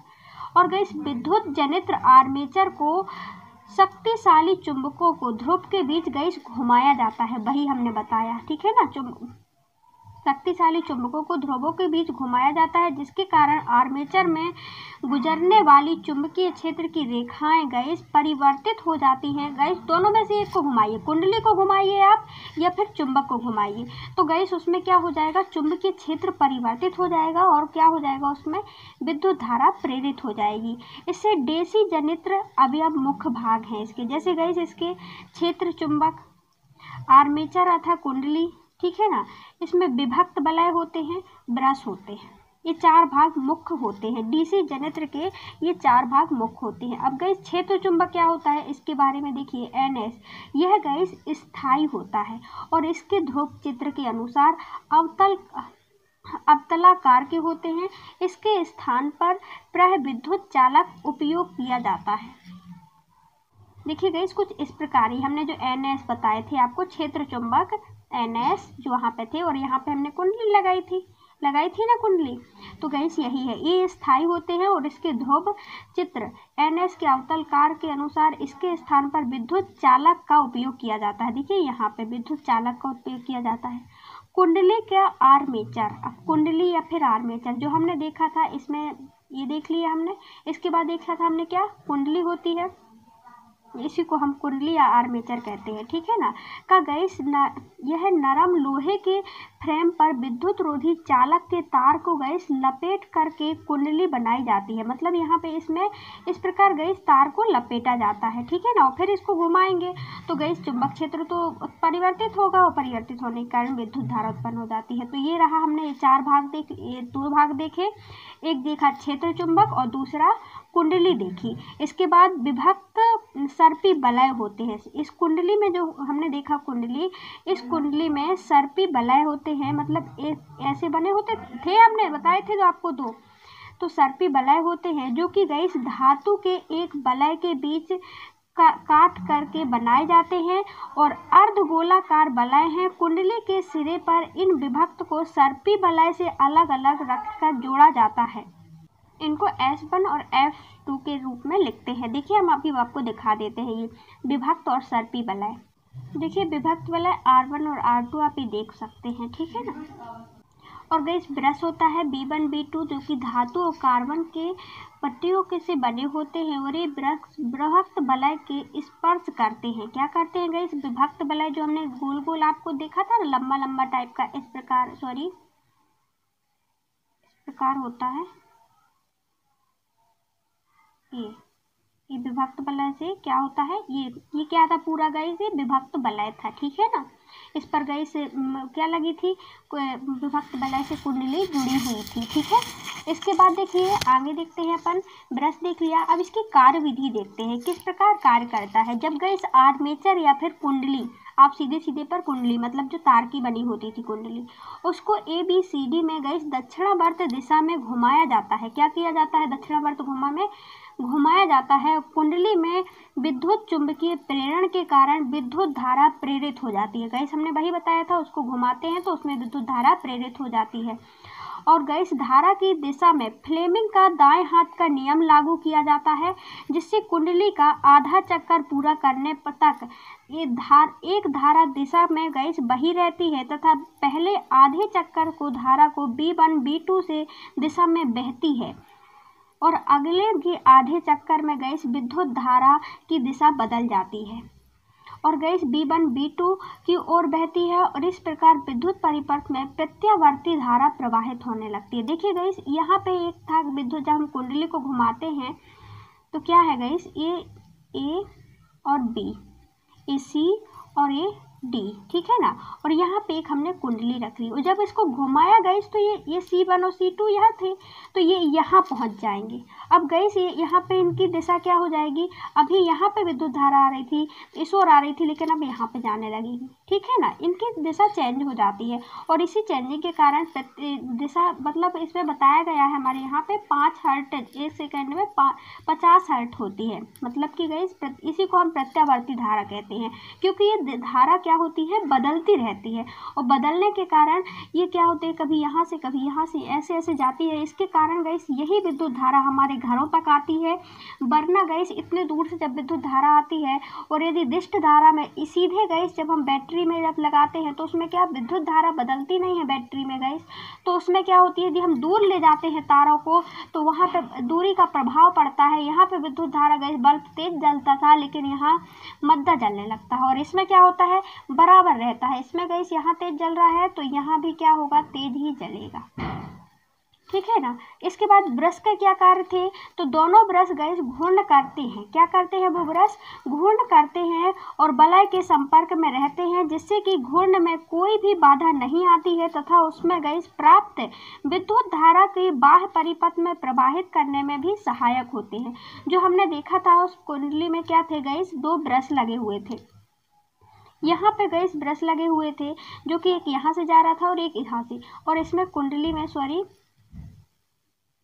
कुंडली में क्या था, बंधे हुए थे, ठीक है ना, इस ओर ऐसे, यहाँ पे और यहाँ पे लगे हुए थे दोनों साइड, ये सहायक थे। इसके बाद देखिए क्वेश्चन नेक्स्ट देखते हैं, किसी विद्युत परिपथ में लघु पथन कब होता है गाइस, लघु पथन कब होता है, तो जब गाइस हम विद्युत घरेलू परिपथ में देखते हैं, अपने घर में जब विद्युत धारा आती है परिपथ में, विद्युत तन्मय तार एक उदासीन तार के एक दूसरे से संपर्क में आ जाते हैं। मतलब 2 तार हमने देखे थे, एक विद्युत तन्मय तार देखा था लाल वाला, एक और देखा था उदासीन जो कि काला तार था। तो गाइस एक दूसरे के यदि वो संपर्क में आ जाए, दोनों जुड़ जाएं, ठीक है ना, तो परिपथ में गाइस विद्युत धारा का मान बहुत अधिक हो जाता है। जब गाइस जो दोनों जुड़ जाते हैं तो गाइस बहुत ज़्यादा उसका मान बढ़ जाता है, विद्युत धारा ज़्यादा प्रवाहित होने लगती है। इस घटना को ही हम लघु पथन कहते हैं, ठीक है ना। और इससे भी बहुत ज़्यादा प्रॉब्लम हो जाती है, फ्यूज वगैरह लगा लेना चाहिए, है ना, और भू स्थिर तार लगा लेना चाहिए इसकी सुरक्षा के लिए। देखिए क्या है, भू संपर्क तार के क्या कार्य करते हैं, धातु के आवरण में गाइस विद्युत साधित्रों को भू संपर्क करना क्यों आवश्यक है, तो गाइस भू संपर्क तार क्यों लगाए जाते हैं ये बताइए आप, और इसके क्या कार्य होते हैं। तो देखिए, किसी विद्युत उपकरण में धात्विक भाग को तार की मदद से पृथ्वी के संपर्क वाले तारों को भू संपर्क तार कहते हैं। मतलब कि गाइस हम देखते हैं हमारे घर में एक ग्रीन कलर का तार आता है, वो क्या करता है गाइस, वो धातु को उसको जमीन के नीचे डाल दिया जाता है, लगा दिया जाता है, और उसको गाइस जोड़ा जाता है अपने ही घरों से, ठीक है ना। तो जब वो तार आता है, और कभी कभी जब हमारे खंभों से आए हुए तार में कोई प्रॉब्लम आ जाती है, हम सोच रहे हैं आयरन कर रहे हैं, हम प्रेस कर रहे हैं या फिर कुछ कार्य कर रहे हैं, पकड़े हुए हैं धातु को, और गैस हो सकता है कहीं पे कोई कट मट आ जाए और वो हमें करंट मारने लगे, तो क्या हो जाएगा।